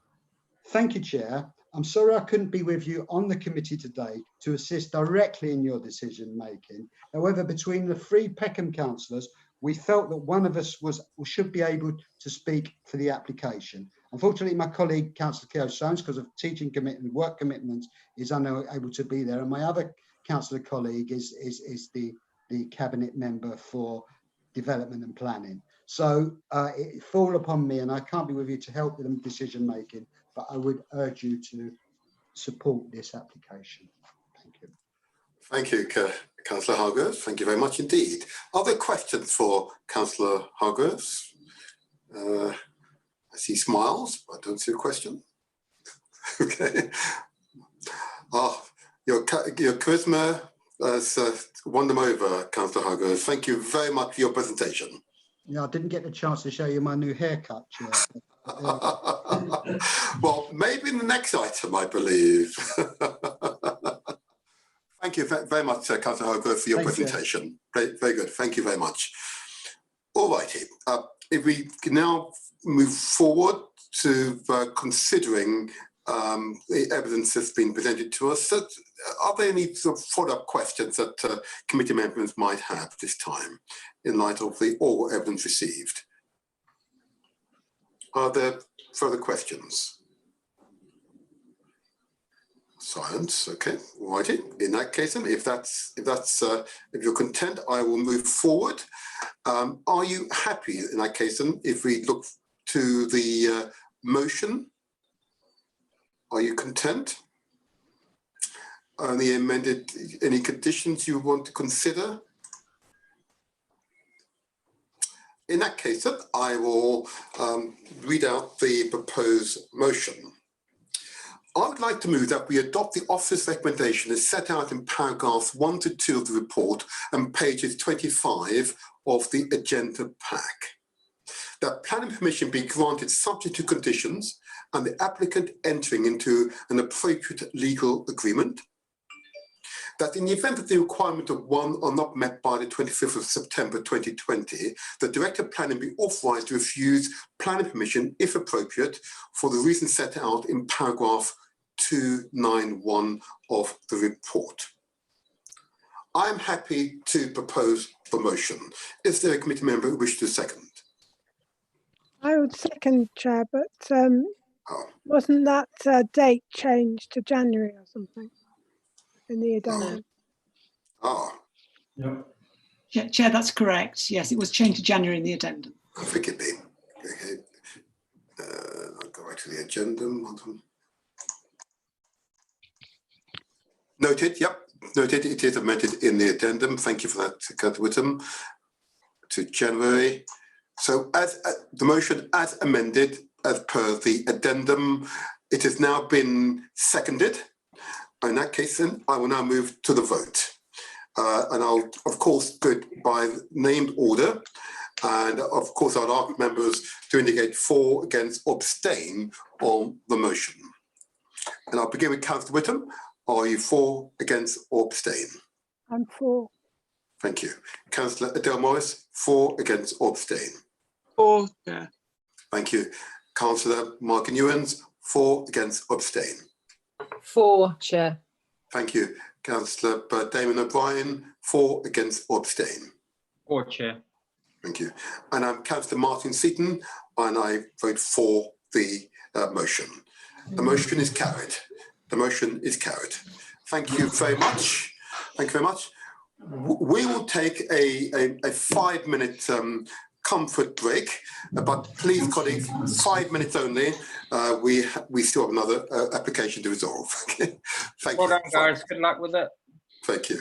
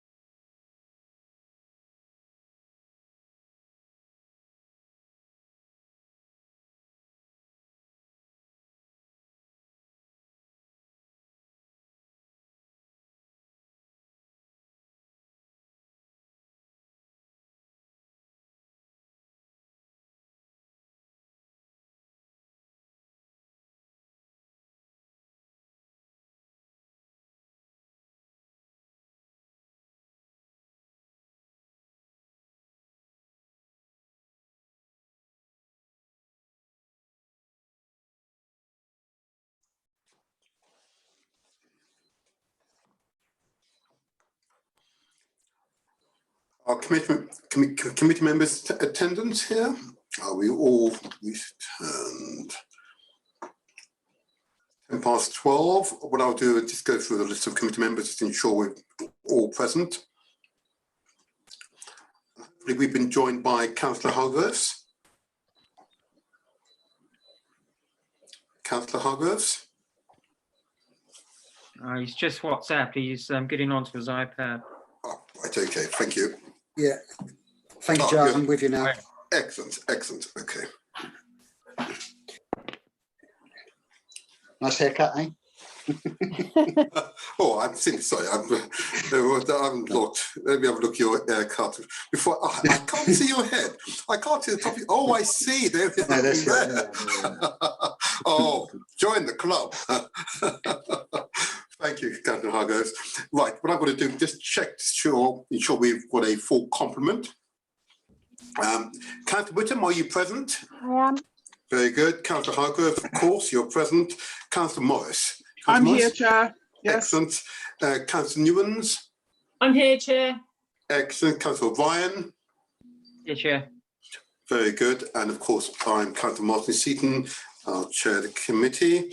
And I will now begin, unless the legal officers or clerk says otherwise, I will begin the meeting. Thank you. I'll begin the meeting. So I'll now move into item 8.2, which is the Bianca Warehouse, which is, of course, 43 Glengall Road, London SE15. And members, these are pages 101 to 190 of the agenda pack and the relevant pages in the addendum report. Can I ask the officer considering the report to introduce him or herself, and you may begin your presentation. Hello everyone, I'm Liz Awayemi and I'll be presenting the LSE scheme. Thank you. I would just share my screen, one moment. Oh, it's not giving me permission. Okay, I'm sure the clerk will sort that out.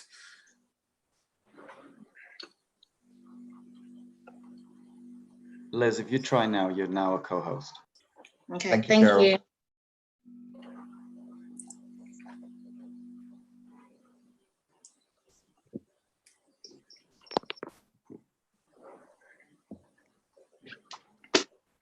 Can everyone see my screen? We can. Okay, great. I shall begin. Please do. One moment. Oh, sorry. You're no longer showing your screen.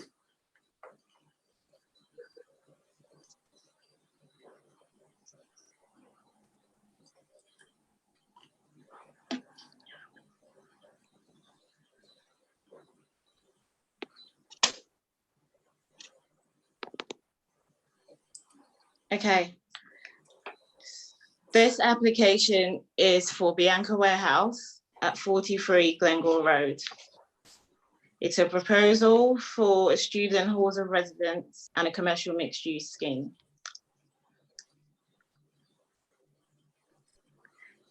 The site is located to the junction of Bianca Road and Glengall Road.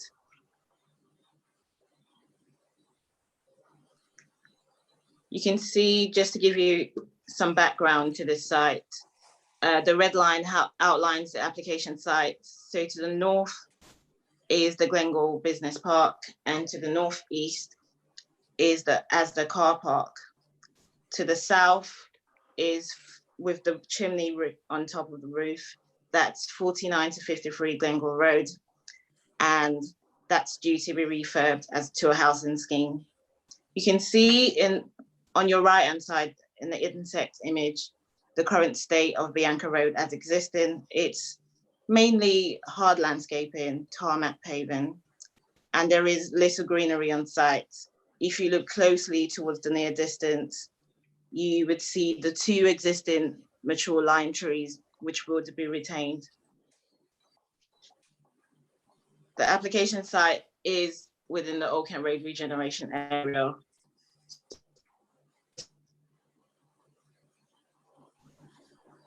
It's within the linear walk route from Burgess Park along to the Old Surrey Canal alignment. One of the relevant policies to this scheme is AAP 13 in the Old Kent Road AAP, which is the best start in life. For the best start in life, we are looking to secure higher education facilities in the Old Kent Road, and within this, one of which is a student accommodation.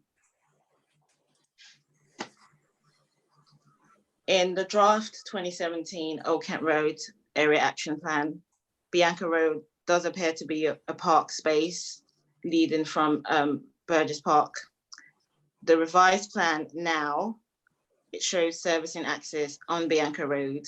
We need this to deliver the commercial uses on both sides of the road, also to maintain the existing uses of light industrial spaces, one of which includes space studios to the far end of the site. This has also been noted in the addendum. And with this application, we would be able to maintain and achieve a greener space as of what's existing currently.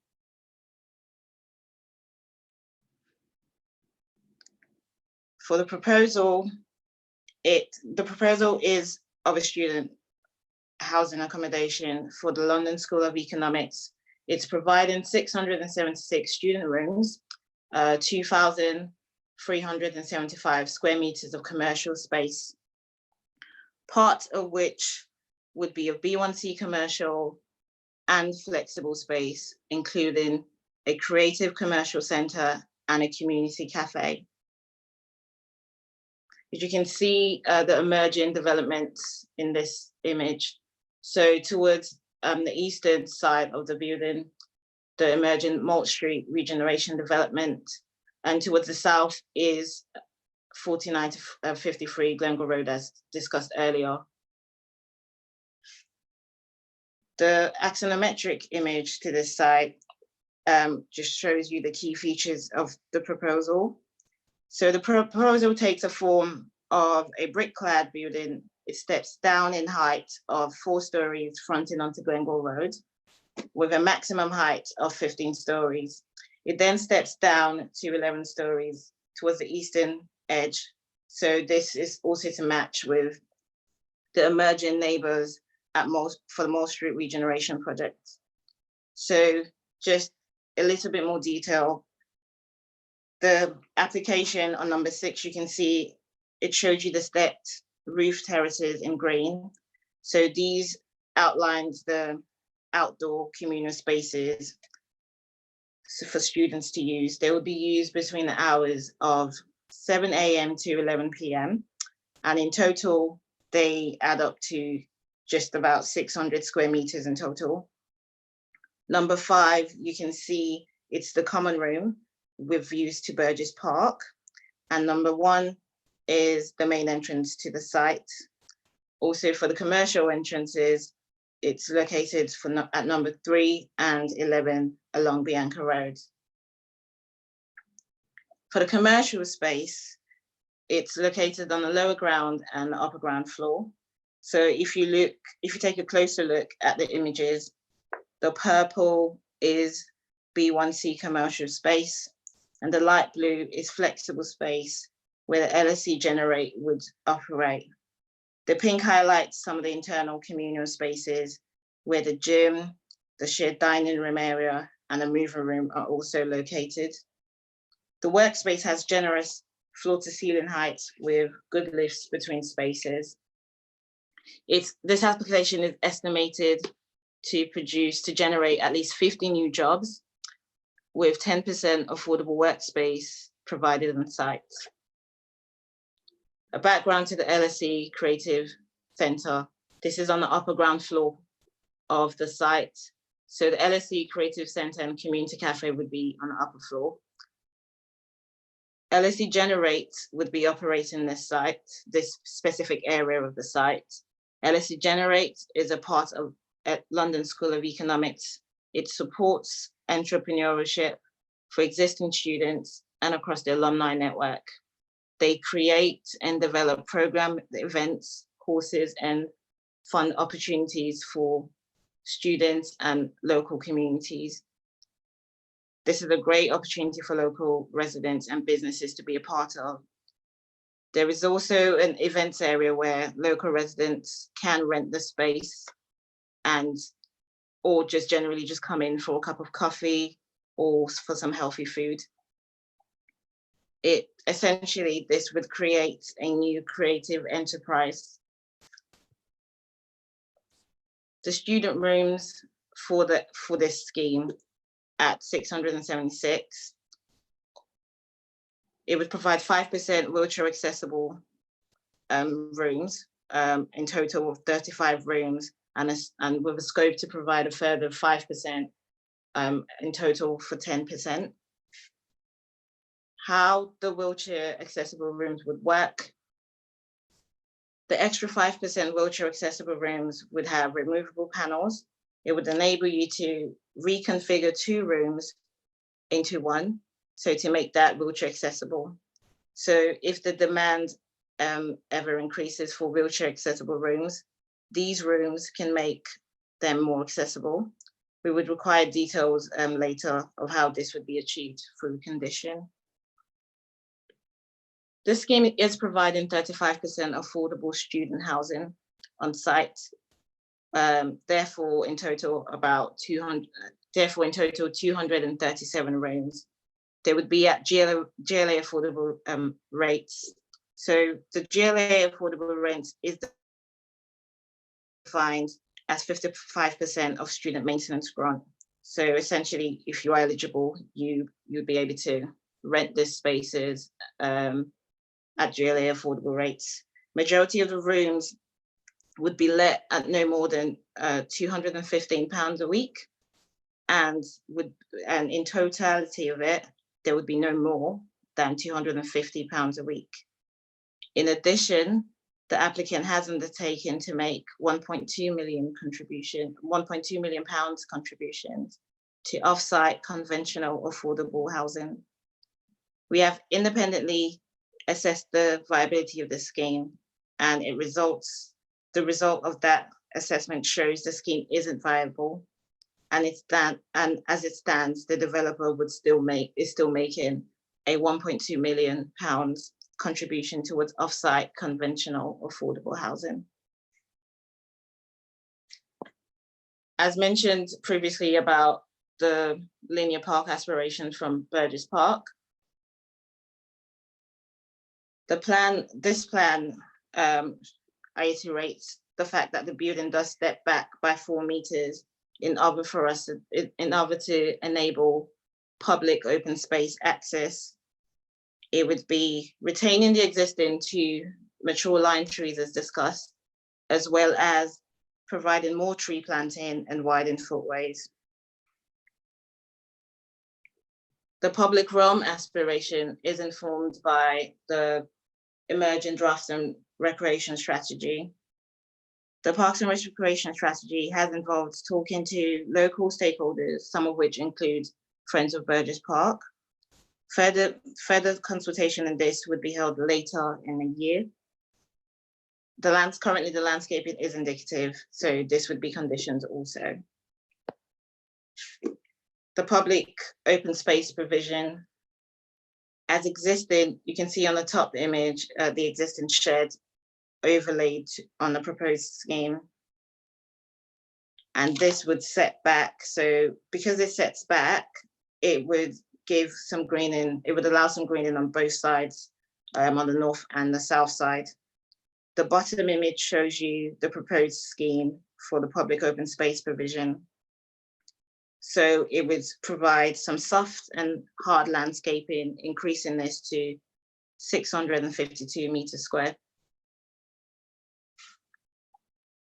For the student communal amenity spaces, it's a mixture of internal communal spaces and external communal spaces. So in red is the internal communal spaces, and that adds up to about 1,000 square meters of space.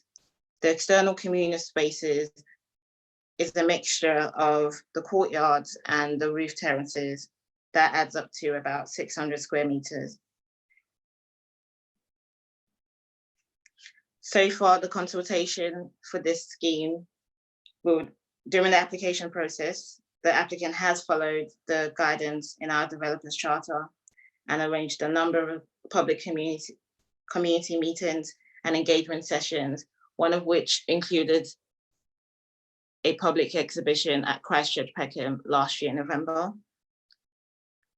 It's also involved local stakeholders like the Glengore Wharf residents, the Glengore Wharf Gardens, apologies, the Glengore Wharf Gardens and the Friends of Burgess Park.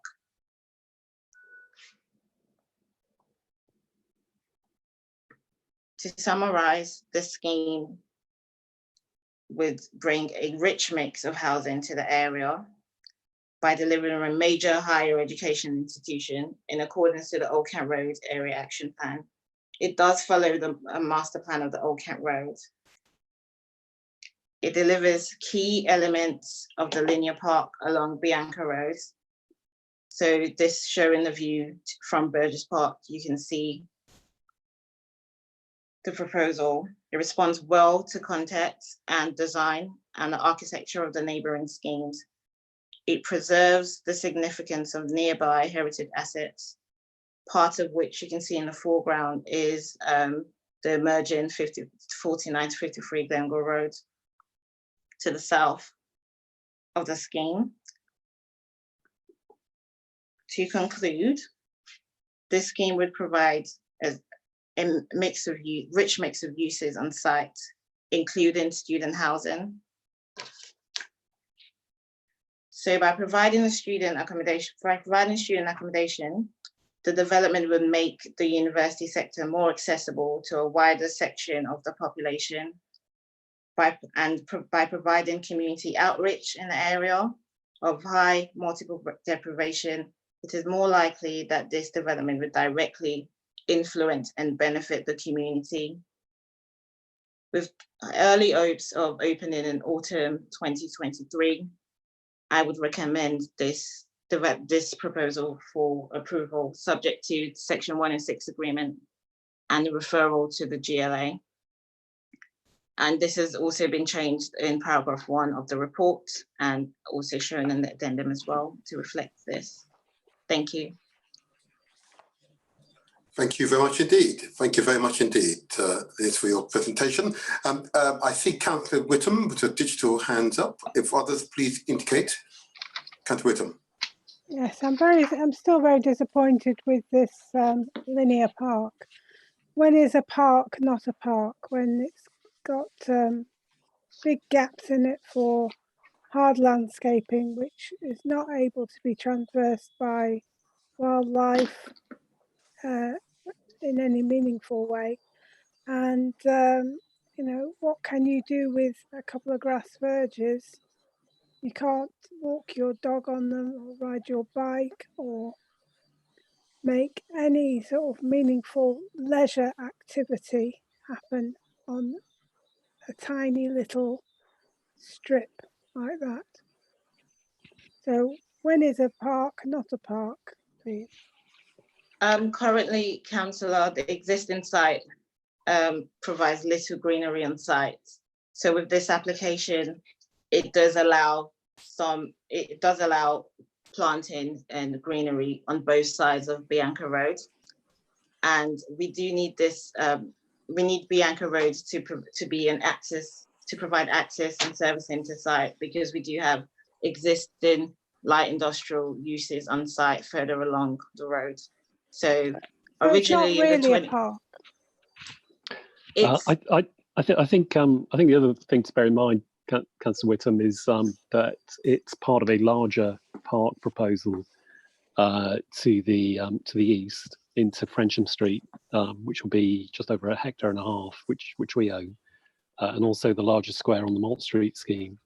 So in the emerging parks and recreation strategy, one of the things we are doing is identifying different characters for this length of space. You're absolutely right. It's not a park in the sense of most people would understand the park. And that's one of this particular section. That's one of the conversations we've had with Friends of Burgess Park.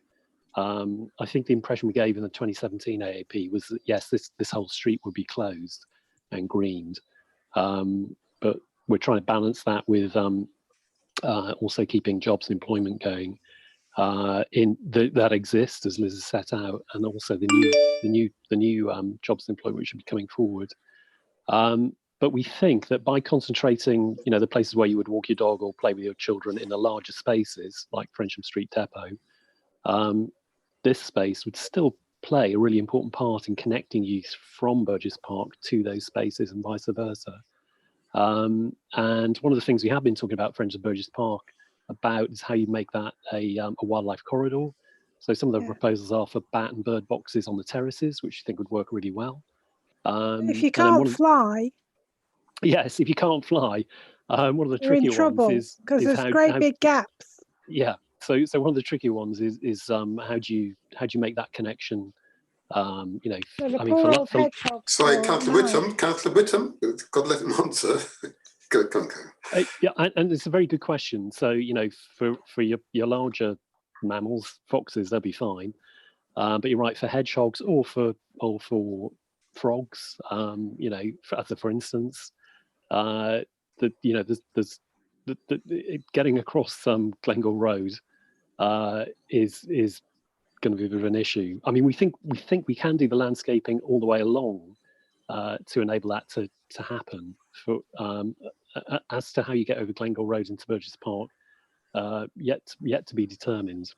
You're right; it's quite a challenge, but it is something that we are speaking to Friends of Burgess Park and our own ecology team about, and it's something we very much have in mind in terms of approving details and eventually settling on a landscape. All righty, thank you. Sorry, Councillor Whittam, I think you had a good bite at that one. Councillor Newens. Thank you. I was actually going to ask very things, but a lot of it's been covered. But can you just and perhaps one of the things that sort of grates is simply the description actually of a linear park, because it somehow gives the impression that it is implying something which is not necessarily what is being offered. Could you actually just describe the dimensions, please, of this so-called linear park? Liz, do you want to do that with reference to the drawings? Yes, one moment. Let me just bring them out. So currently it's existing. It would be greened, for the proposed, it would be green on both sides of Bianca Road. Sorry, I'm on my iPad, so I can't really put my cursor around. But on Bianca Road, it would be green on both sides. It's also important to note that there is an emerging refurb towards the south of the site. So that would enable greenery on both sides and some tree planting on the road as well. So you can see the existing currently provides hardscaping of about 244 meters squared. With the proposed, there would be a mixture of soft landscaping and hard landscaping in totality of over 600 meters squared. And also, sorry, Colin, did you want to add to that? Yeah, I mean, just to say the dimension to across Bianca Road is probably about 12 meters altogether. So from the face of the building to the face of the retained building opposite on the Glengall Road redevelopment to the south is about 12 meters. That space opens up as you go to the east. So as you go along Bianca Road, you will see at the eastern end of the LSE scheme, there's a rectangle of space on the other side of the road, which is currently a yard space. So within the AAP, that becomes a planted space as well. And we've been talking to the owner of that site about securing that space as extra public realm on the south side of the road. And that's what we've shown in our emerging master plan for the area. And the owner on the opposite side of this road is committed to greening that space. So to the western end, it's primarily greening as you can show it there, but on the eastern end, there will be greening both sides of that street, which doesn't exist at the moment. The dimension there, sorry, is I think it's about 15 metres on the western end of Bianca Road from building face to building face. But just to clarify and visualise, sort of that 12 or 15 metres, what portion of that is road space? Because that's facade to facade, isn't it? You're saying. Yes. So what portion of? I'm trying to understand what portion is actually the so-called linear park. So how much actual public space is there, which doesn't include the road? Yeah, the intention with the road is to, and you can see the roads to the south, which is a 5 metre roadway. So that gives you the kind of broadly the overall dimension. The intention is to landscape that roadway so that it appears as part of the public space. So if you know it's not quite the same thing, but if you know the Clink Street developments, where the surface of the roads around the Clink were all changed, so that they looked like pedestrians had priority and cyclists had priority, which they achieved. That's what we would like to do on Bianca Road.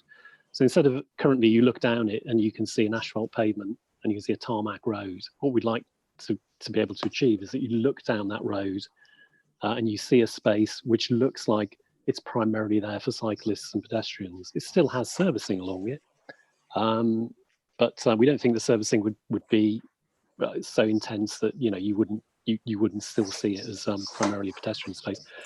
I don't know if Naima, if you want to say anything about that in terms of the highways piece.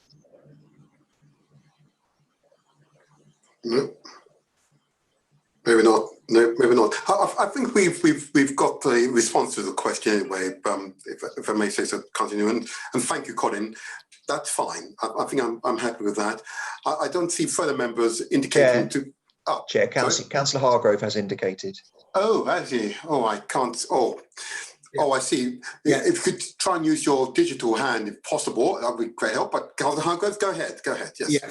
Thank you, Chair. Thank you, Tim. I can't use my digital hand because I'm on the iPad. The iPad doesn't. Oh, right. Okay. Yes. Understood. So I had to do it either by the chat or the. Not a problem. So I did both. Okay. My question is Bianca Road envisaged as a through road, and cannot the space building be serviced by Haymill Road? Very good question. The as it stands, the road would become one way. So Pip and I have been working on just having a one way circulation. In the longer term, one of the aspirations of the AAP is that we would access the sites to the south of Bianca Road through our salt store. So if you know the area, we own a salt store on Bianca Road, and we've drawn up a master plan which shows service accessing coming into a courtyard. But you would still have to access the LSE, so there would still be a need to access the LSE because we can't access it from the north because of Glengall Business Park being there. So it's not possible to do that. But what the longer term plan would mean is that you would have less through traffic. We still think that the through traffic wouldn't be so great here. And if you know the area, if you go there Monday to Friday, most times in midday, there are businesses active there at the moment, but the traffic isn't that heavy. So in the longer term, we think we can reduce the traffic further, but that does rely on us consolidating our depot and eventually relocating that salt store to somewhere else in the borough. Okay, thank you. I'm just conscious of time, colleagues, and I'll take one more question to officers because we have had the opportunity to pose questions to officers in advance of the meeting in the form of written questions. So I'll take one more question from Councillor Moyes and I'll move on to the objectors. Councillor Moyes. Yes, thank you, Chair. Forgive me, it could be an error in the report, but on page paragraph 189, it refers to the commercial elements, and then in brackets it says hotel and worker space. Have I misunderstood? Have we got hotel in here somewhere? No, that must be an error. Okay, just wanted to check that there wasn't some commercial use that hadn't been fully explained, shall we say. So I just wanted to get clarity on what those commercial uses are. Thank you. So that's an error, Liz. I can't see you. That's an error. That's on page 37 and paragraph 189. So we should remove that bracket, should we? Yeah. So the commercial uses are on the upper ground floor and the lower ground floor, and that would be of B1C commercial spaces with flexible uses around the creative center. So ideally, there are also there's scope for light industrial use on the upper ground and the lower ground floor. Very good. All right, that's fine. So we just note it as an error, and that it's therefore removed from our records. Okay, that's fine. Thank you, Liz, for your presentation, Colin, for your contribution there. I now move on, if I may, to objectors. Now, just for objectors, that this meeting is being live streamed and a recording will be available on the Council's YouTube channel. You may choose to switch off your camera and address the meeting with audio only. When introducing yourself, please only give your first name, block or street you live, not the exact address. Now, I understand that there are actually no registered objectors. Can I just confirm that still remains the case with the clerk? Yes, Chair. Very good. Thank you very much indeed. I'll now move on to the applicant or applicant agent. And if I just move forward, I do appear to be in the wrong section of my notes, which is as you would expect at this time for sectors. And forgive me for a moment. And I'll just go to the right section. And can I invite the applicants and agent to introduce themselves first of all?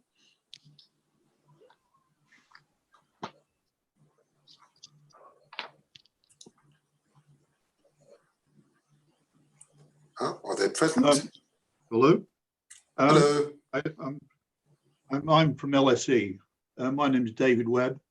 I'm a professor in the school, Pro-Director Planning Resources and Chief Financial Officer. Very good. And do you have others with you, David? Yes, we do. By the way, I'd just like to thank you for inviting us to attend the meeting today and to allow us to make this presentation. We're grateful for that. Yes, we've got Justin Elcombe from Hollybrook and LJ Silverman from LSE. Very good. And who will speak on behalf?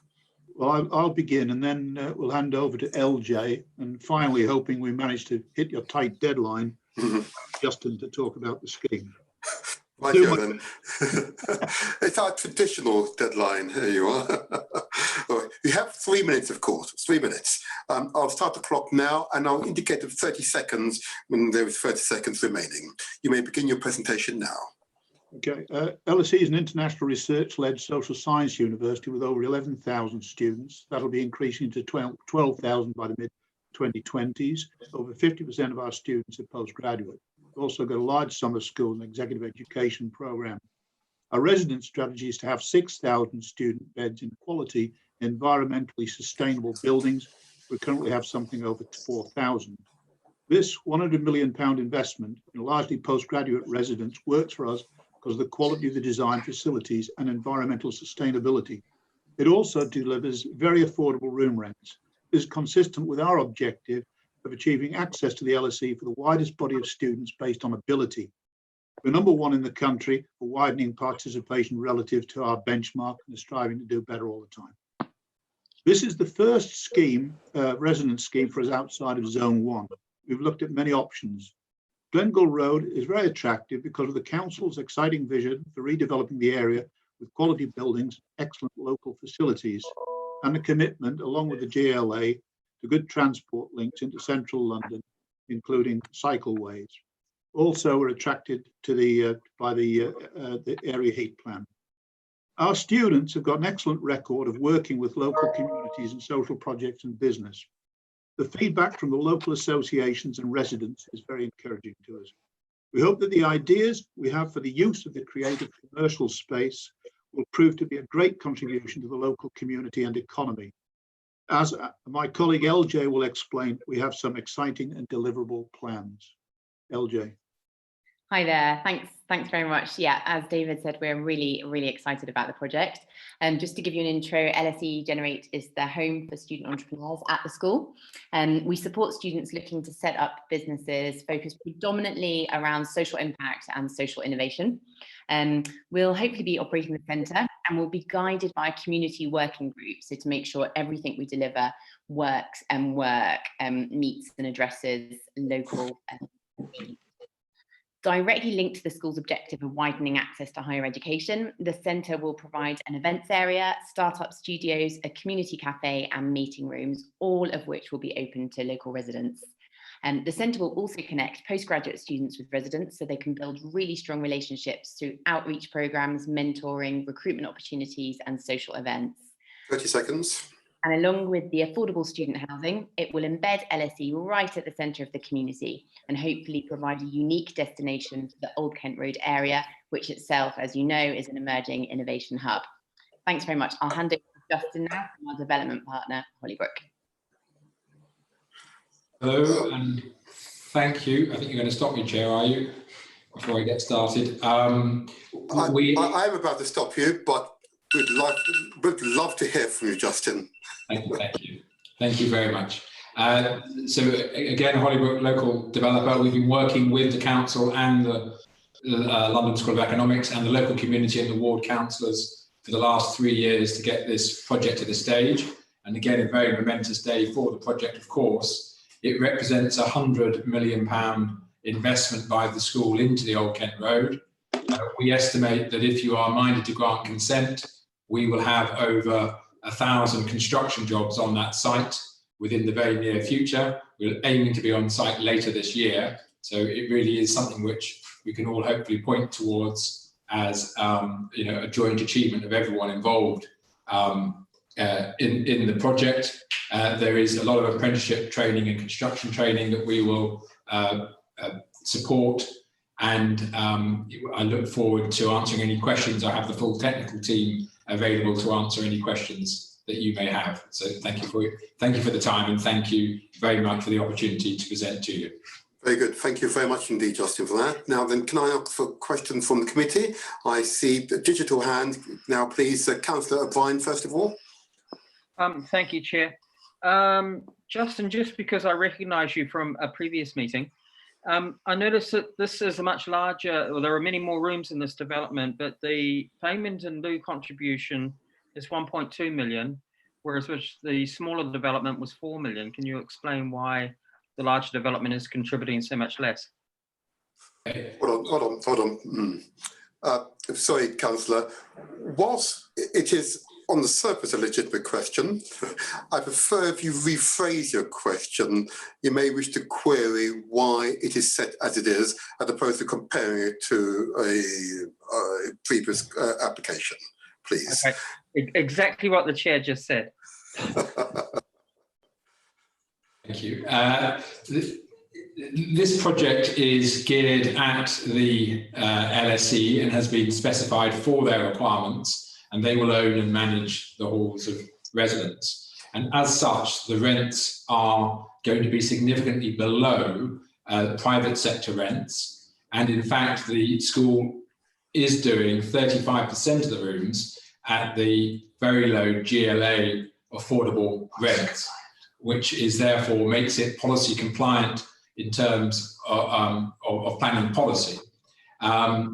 Because their rents are lower, the ability of the scheme to make a financial contribution is lower, and the viability, independent viability, was undertaken by the council and concluded that no contribution was affordable, was doable. However, the school have agreed to make a contribution or the figure given, 1.2 million, as a sign of goodwill towards that target, which obviously they recognise is a very important objective of the council. So it is because it is at lower rents, policy compliant GLA in terms of 35% affordable, and that is why when you put those values into the viability, you get the answer that we have. Very good, very good. I might just sort of add a rider on there, and it is really important that, of course, the term affordable is a very deliberate term. If we find students who cannot afford, then they are disadvantaged. I just want to say that in passing for all future applicants, because it's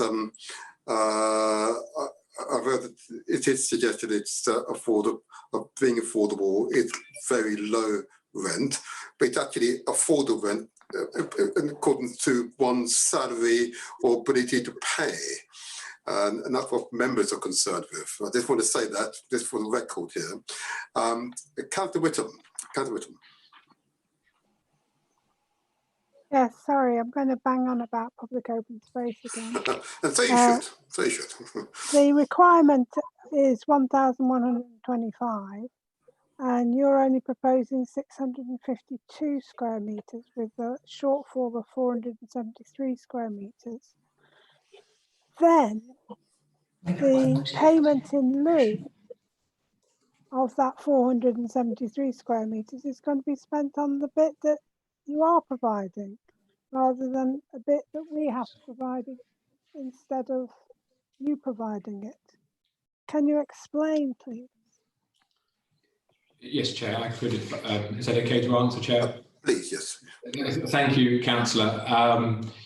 The contribution is to be spent elsewhere and not within the curtilage of our site or the LSE site. So the LSE building has been set back from the pavement edge to the current pavement edge to make Bianca wider, and the £98,000 contribution will be passed over to the council, who can then spend it elsewhere within Burgess Park, not limited to the works that we will be paying for and funding to Bianca Road. Chair, that must be a mistake in the addendum then, because paragraph 18 in the addendum says that the money to be spent to carry out the proposed landscaping and highway works to Bianca Road. Well, unless Justin's got an answer, we may return that later on, that we can ask officers, if that's okay. Yeah? So don't worry about it, Justin, for the moment.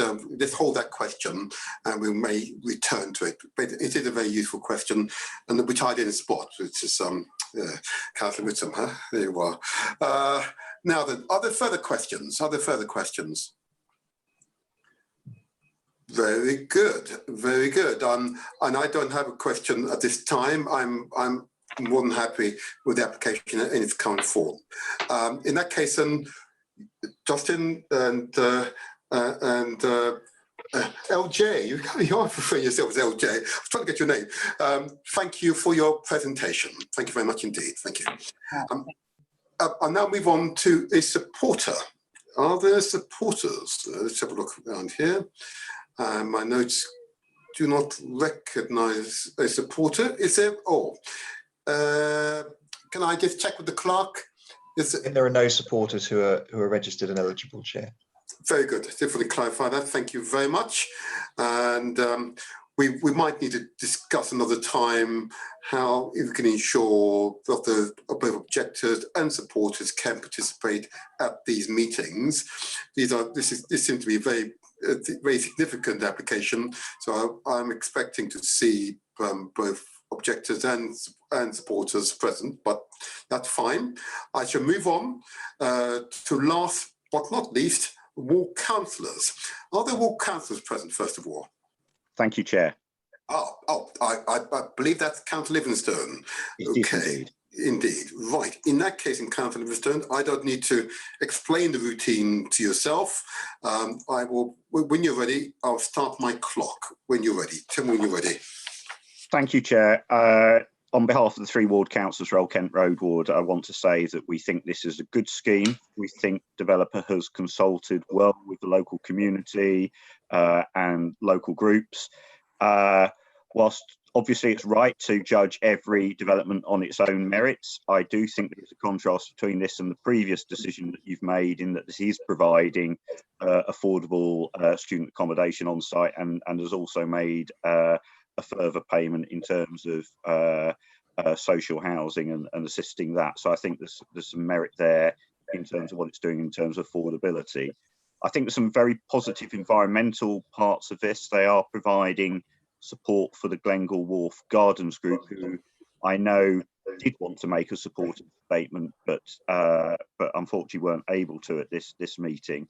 And they're people who aren't usually slow at coming forward where they have environmental concerns.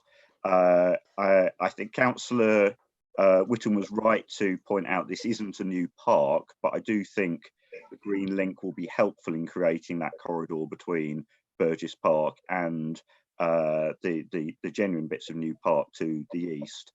I also quite like the cycle storage proposals here, which is very extensive and I think will be very helpful. So I think there's a number of things which are very positive. I do think that matter about the Green Link, though, probably needs further work to get it right, because I am keen that this is a genuine Green Link. And I think the drawings at the moment seem to show, in Councillor Whittam's words, this looks like a verge, and I hope this doesn't end up being a verge. I hope this is a genuine Green Link. But I understand the applicants and the council are willing to work further to get that right. And finally, this is providing good new community facilities and affordable employment space as well, which is much needed in the area. Thank you very much, Councillor Livingstone. Are there questions to Councillor Livingstone? No? Councillor Livingstone, you won them over. Thank you very much indeed for your presentation. Thank you. Thank you. Now, can I just first of all pick up on it? Are there any points we should pick up at this point for officers? Yes, Councillor Whittam. Yes, the addendum, paragraph, so small. 13? 13, I think it was. No, it's 18. 18. 18, yeah. It says this equates to a payment of £96,985, which would be spent on re-landscaping the public highway and Bianca Road. Well, given that it's there to mitigate against the extra, the shortfall of 473 square metres, we shouldn't be spending the mitigation on the bit that isn't the shortfall, the bit that they have provided. Got that question? Who's going to respond, Liz or Colin? Perhaps I come back on that. The rationale for spending it on the public highway is that that's our land in effect, and it's tarmacked at the moment. So I made reference to the Clink Street re-landscaping, which is also on public highway. So the idea was to invest that money in making the space seem as pedestrian cycle friendly as it possibly could be. Obviously, changing the road surface would cost money, so the idea was to invest that money in our highway and use that money to make a contribution to make that space the best link it could be, albeit that there is still a shared servicing element. I mean, the money could be spent elsewhere, but as officers, we felt that was a worthwhile investment, which would reinforce the money and the investments that the LSE were making within their curtilage and within their site. Surely, though, that they should be making good that bit of road anyway. Absolutely. They've dug it up and built their thing. Yeah, we can where making good is the right phrase. So usually what we require when a developer completes the development is they make good what is existing. So Yes, if but they they're- will also have in the S106 agreement a commitment to making that green link. So they would have to make good as up to the standard of the S106 agreement. And the So they section shouldn't be 50 using the shortfall money to do that. They should be. We should be able to spend that money elsewhere. We've got that question. Got that question, Colin. Yes. So the Section 278 highways agreements would usually require a making good of any damage or disturbance to an existing pavement, or in this case, asphalt footway, and a tarmac road. So in getting gas, water, electricity, utilities into the site, the road would be dug up, but the developer will pay for that to be put back. In building the site, if the current asphalt pavement is disturbed, they would be required to put that back as an asphalt pavement. That's to make good. What we'd like to do is use this money to go beyond making good, to make it a better space with better services. So that's where that money would be invested, rather than just putting back what is in effect. We got that. Thank you very much for that response. Councillor Newland, I'm assuming this is a separate issue now. Councillor Newland? No. Oh, okay. I'm trying to avoid repetition. I don't really understand. No, well, coming back. So I actually had not noticed in the addendum that it specifically tied this sum of money to the to the land that is already supposed to be being provided as public space with this development, and I don't understand. I understand the explanation has been given, but I don't understand how you can use money that is provided in lieu of public space to embellish the public space that's being provided. That doesn't seem to make any sense to me at all. I appreciate the explanation. We've got the question. Hold on, let him respond. I understand that. Let's hear from Colin again. Yeah. This is, if I may, colleagues, because we want to avoid repetition. So I'm going to accept the question again. Maybe Colin can add additional detail if needed. But I'm not going to take further questions on this point, because I'm pretty clear of the response. Okay, but anyway, Colin. Yes, and perhaps I'm not being as clear as I might be. So the money would not be spent within the land which the LSE are giving over to this space. So that 4 metre setback within their site and all the landscaping that they've shown indicatively is within their land. So the £90,000 isn't being spent on their land. What we're suggesting is that £96,000 is spent on our land. Our land is the roadway and the small footways either side of it that exist at the moment. So they're not sort of spending the £96,000 on their own site. They're going to give it to us, so we can spend it on our highway and our footway because we own that land and we're responsible for it as a highway authority. So that's where the idea came to spend that money on land next to land they're improving on their own sites, but we would improve our highway beyond what exists at the moment. I think that response is pretty clear, Councillor Newlands. Except I wasn't aware. So is it normal then for us to consider highway as public space in this context? Okay, that's reasonable. Yes, the reason I make the reference to the Clink Street scheme is that it's serviced by vehicles that service the businesses that occupy land either side of it, but it was re-landscaped to make it look more like the public land. It's not quite the same thing because this will have more greenery in it, obviously, than Clink Street does. But the ambition is the same, that you you design a space in such a way that it looks like it's primarily there for pedestrians and for cyclists, albeit it still has service traffic coming through it. Thank you for that. Councillor Morris, did I see your hands up at one point? Yes. Okay. Sorry, Chair. I noticed that Colin has repeatedly referred to Clint Street, which is in a very different setting. I get what he's trying to say about the actual treatment of the road layout, the surface. But, Clint Street has an incredibly heavy pedestrian footfall, so traffic, would struggle anyway.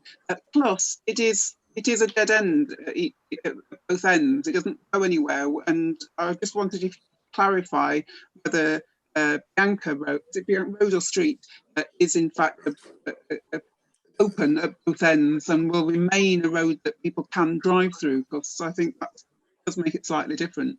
Okay. Yeah, I can clarify that. So Clink Street circulates one way. So you come in from the east and vehicles drive round in a anti-clockwise direction and drive out past the Pret, which is on the corner, and back up through Borough Market.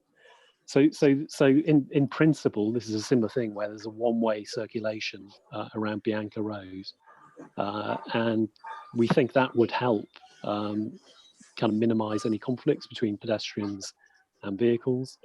And you're absolutely right, Councillor Morris. I mean, there are far more pedestrians in the Clink than probably you'd find here. But we think that, as the park space opens between here and Old Kent Road, you would get more people moving along it than you do at the moment, because obviously at the moment it's a very, very, very quiet street, because you just cut a corner in a block. It doesn't really take you anywhere. But in the longer term future, it would take you back to Old Kent Road and the new High Street, also to the bigger park spaces further over to the east.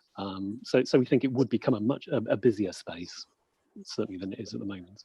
Thank you for that. Thank you for the clarifications. Are there other distinctive issues that have arisen that we should debate? If not, Chair. Yeah. Sorry, Councillor Whittam is indicating again. Councillor, good grief, I can't see you. There you are. Oh. I was just going to reiterate, I'm close to voting against this because of this spending on our own land, which should be for open space, not for treatment of the roadway. We could remove that commitment and we could look to spend it elsewhere, if that would make you more comfortable. It would make me much more comfortable. Okay, we can agree to do that. Can I, before we do such a thing, if I may, Councillor Whittam, boss, I acknowledge your concern. Okay, it would be a revision, and we would need to have some consensus on the revision. At this stage, this is very often not the case. I'm not sure I agree with you. I think Colin's explanation was pretty clear. Enhancements to that roadway, I'm familiar with the location, can only be beneficial. The area will look very different in 5 years' time, I anticipate. So whatever investment funding we can find in view of the council's current circumstances, it's got to be to a community good. So I'm not inclined to agree with you at this stage, Councillor Whittam, unless other members feel otherwise, of course. Yeah, you will see that Councillor Newens has indicated. Councillor Newens, yeah. Councillor Newens? Yeah, sorry. I so how to put this? I think that it's clear that additional enhancement on the public highway is required. I think I assume that both mine and Councillor Whittam's reservations are around the fact that it should be done anyway, and that in actual fact then this payment in lieu should actually be used to enhance what is genuinely a public space that is considered, you know, in the usual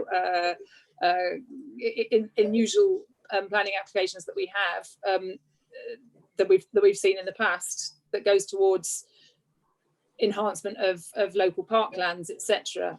So I would I don't know exactly the formal approach to take in the context of this committee, but I think it would be better that the applicant should be providing the enhancement of the highway space as a given, and that these funds should be used elsewhere. Yeah. Okay. I'd like to make that as a proposal. Okay. I was clear from Colin.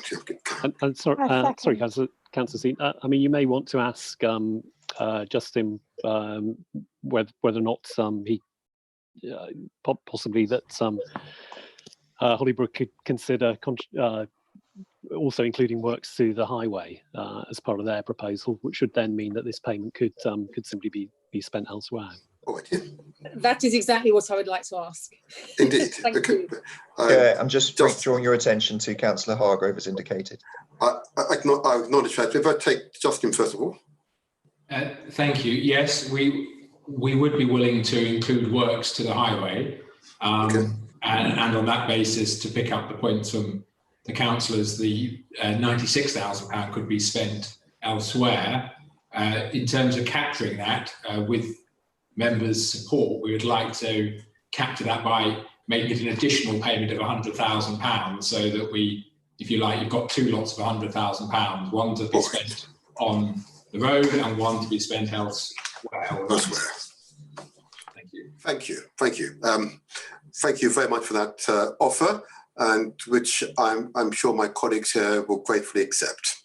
Thank you. Okay. Councillor Hargreaves, before I move on. You're on mute. You're on mute.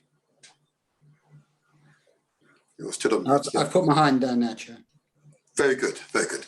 Thank you, and thank you, Councillor Whittam and Councillor Nguyen. So well done. Thank you very much.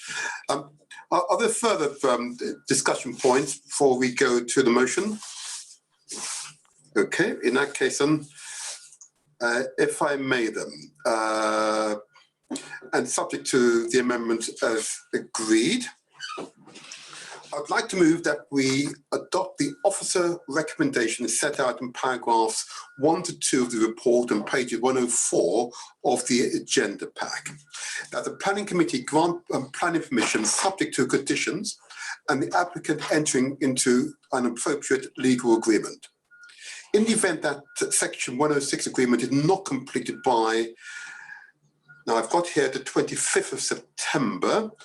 It's been changed in the addendum. Yep, indeed. Subject to the, I believe, January of 2020, that the, as quoted in the addendum, okay, that the Director of Planning be authorised to refuse planning permission, if appropriate, for the reasons set out in paragraph 268 of this report. Okay, and of course, that motion take into account the revisions made orally at this meeting. Okay, is there a seconder? Chair, could I just Chair? Simon, yes. Yes, I think it needs to be noted that it also needs to be referred to the GLA. It's something that of course, was size, not in the recommendation. Yeah, indeed, the size. Yeah. Point taken. It's 600, and so. It's over 30 metres tall. Indeed. I'm just going to. So what I'm going to do then, prior to accepting the second, and so adding to what's just been said, that the subject to referral to the GLA. Okay, so that's part of my text. Is there a seconder? I'll second. Very good. Thank you very much. I'll now go through the usual process that I'll ask you by name and to confirm whether or not you are in favour, against or abstain to the motion. I'll begin with Councillor Whittam. Are you for, against or abstain to the motion? I'm for. Very good. Councillor Bay-Hargrove, are you for, against? For, thank you. Thank you very much. Councillor Adele Morris, for, against, abstain? For. Thank you, Councillor Marky Newens. For, against, abstain.